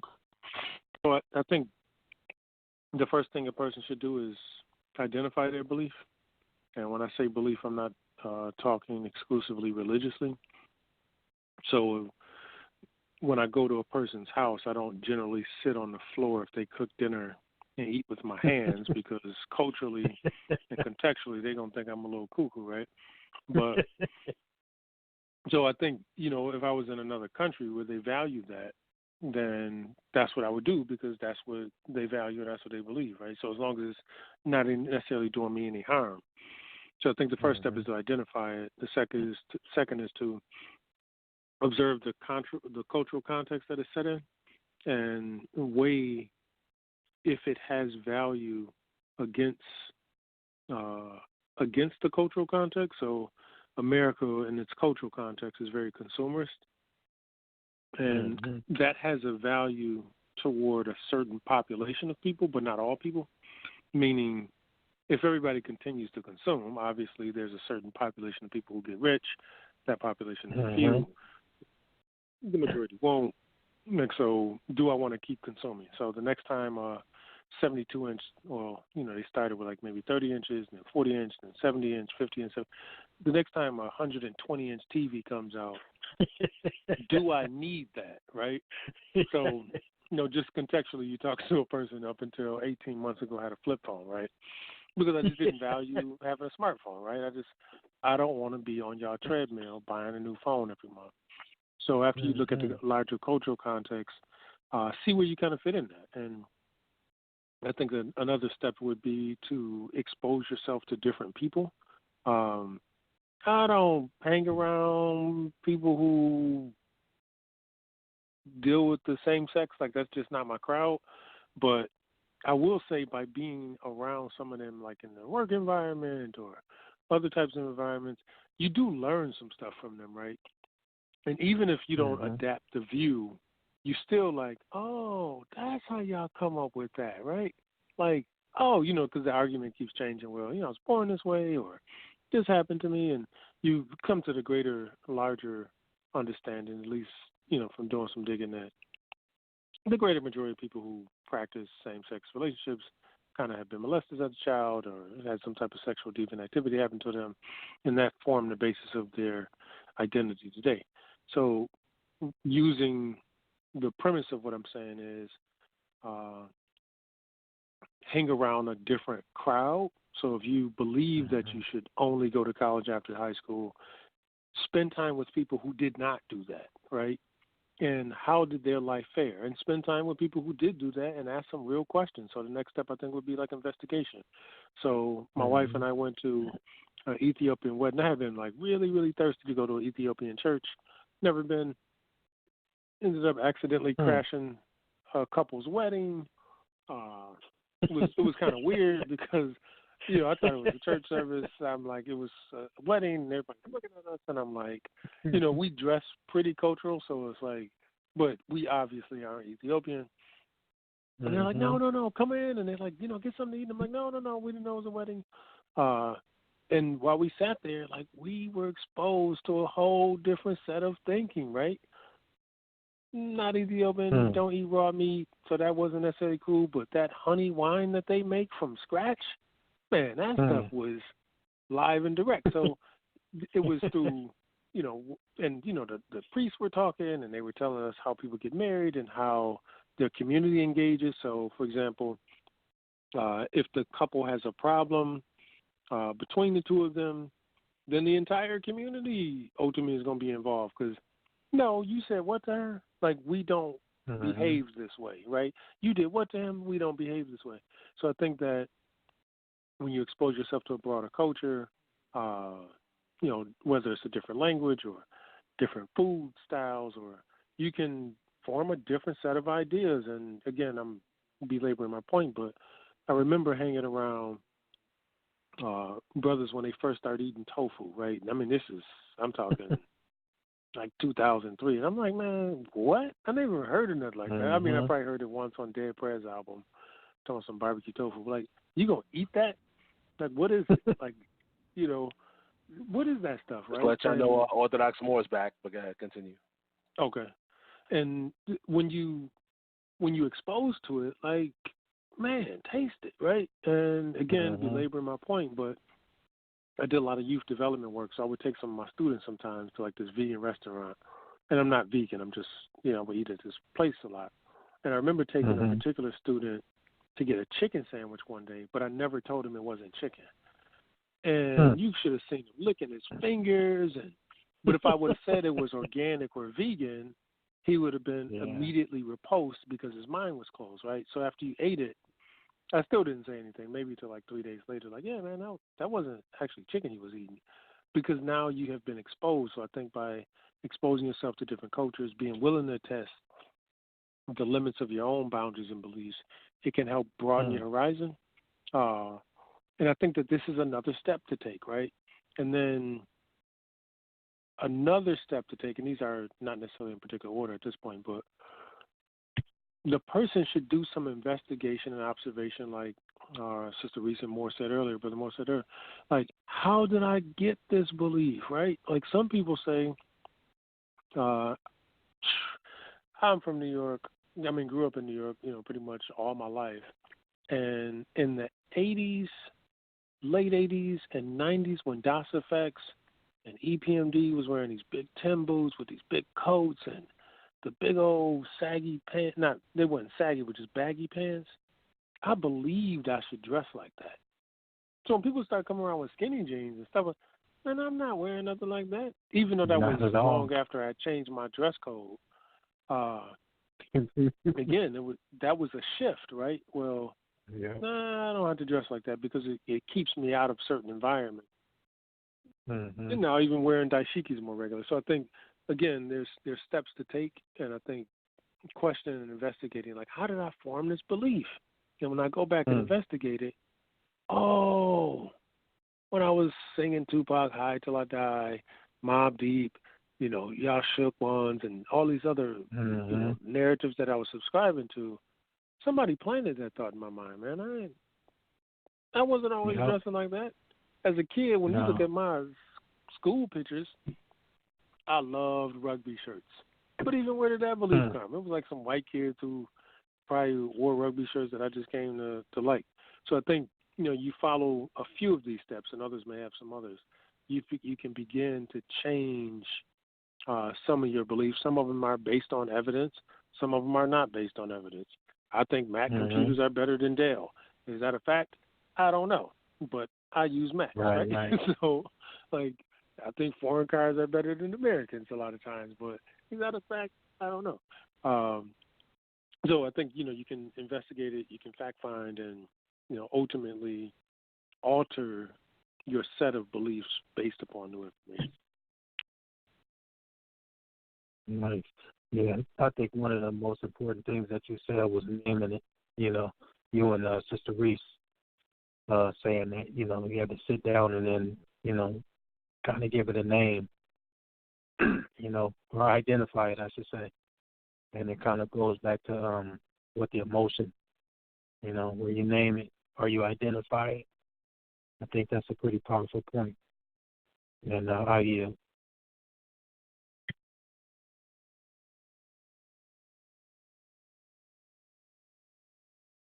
Do you want to chime in on there more?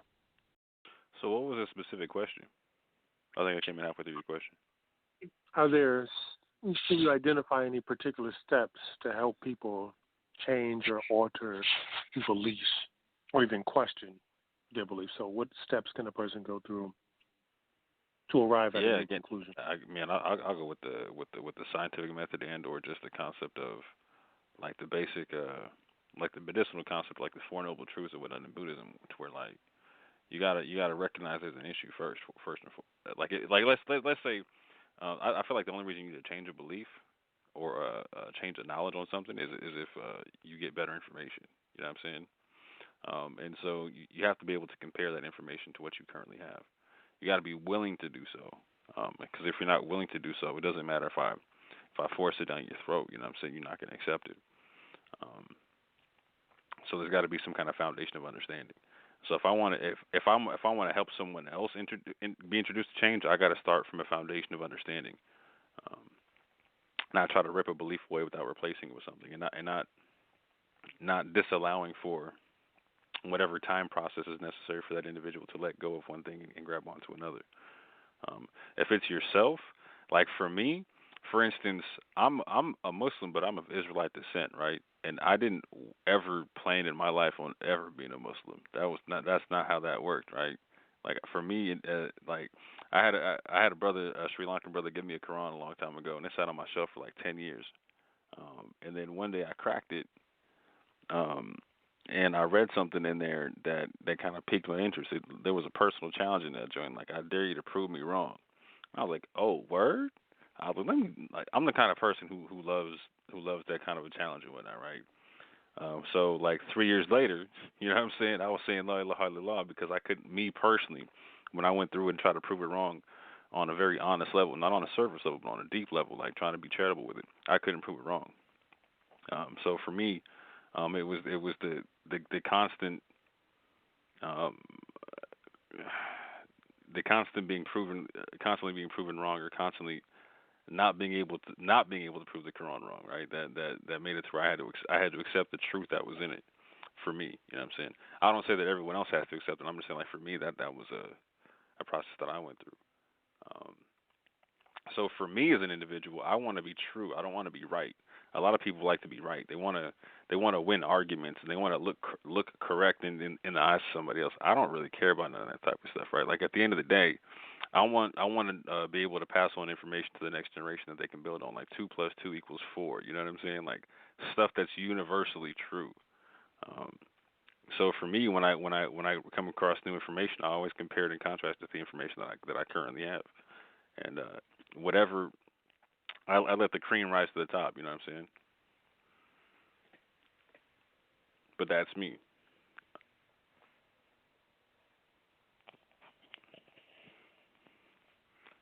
I still let the information tell you what it is.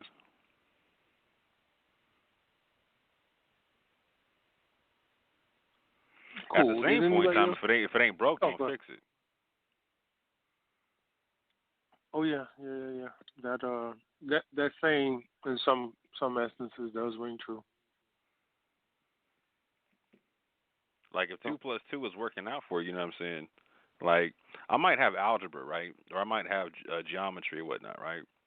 But like, just out of respect for people, whatnot, if 2 + 2 is working out for you, as long as it's not hurting me, I should let it work out for you. I shouldn't be like, well, you know what I'm saying?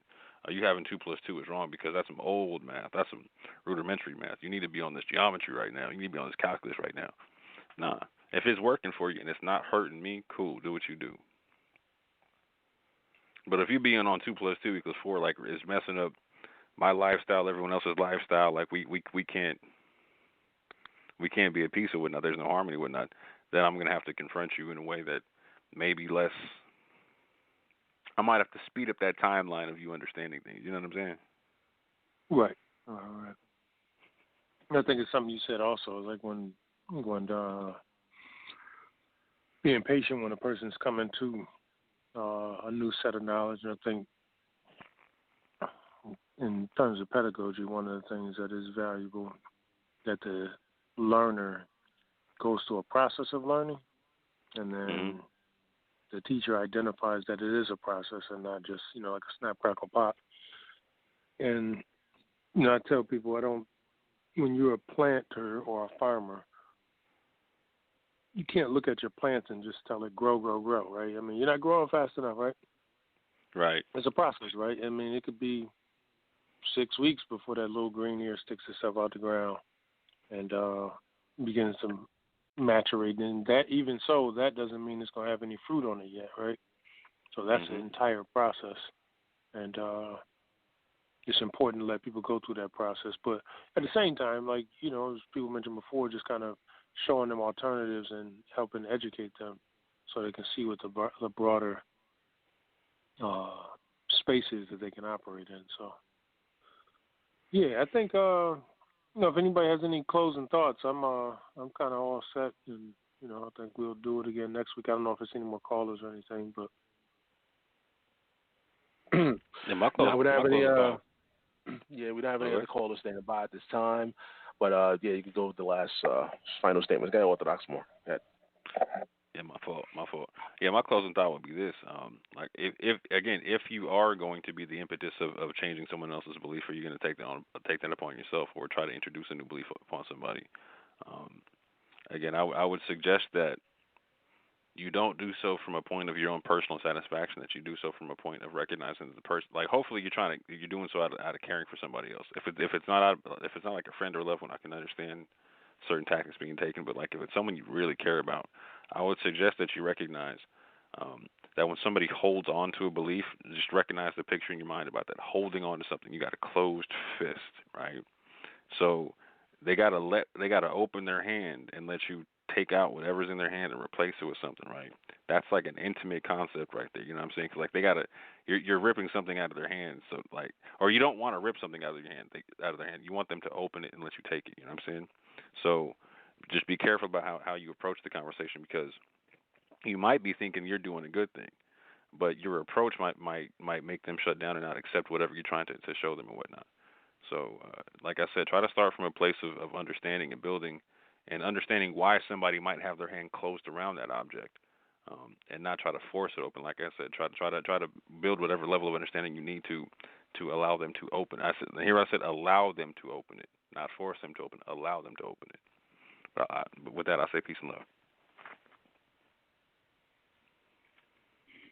Vinny or Reese? I just, for my closing statements, I do want to just stay focused on the topic. Is we are basically saying the beliefs that we have in our society are the kind of like the foundation of how we are evolving, and this is personal work. This is something that you have to address within yourself. It's something that you're going to have to come to terms with within yourself, something you'll have to practice for yourself. Understanding your own beliefs, changing your beliefs.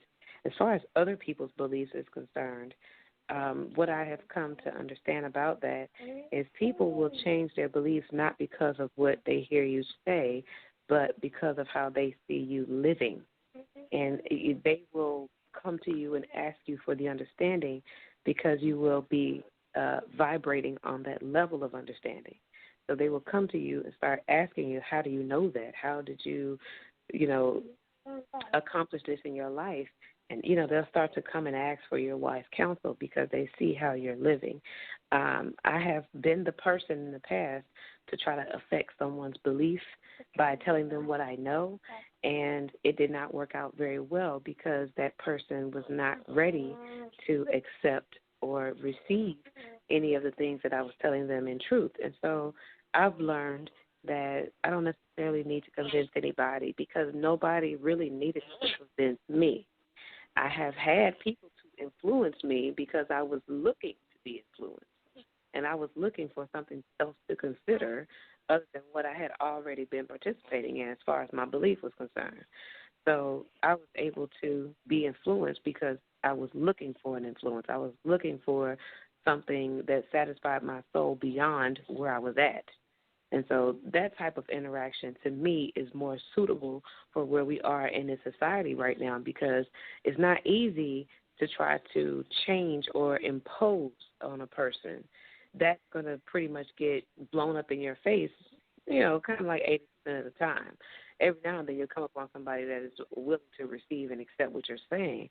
But a better way, as far as my experience has shown me, is to just simply live.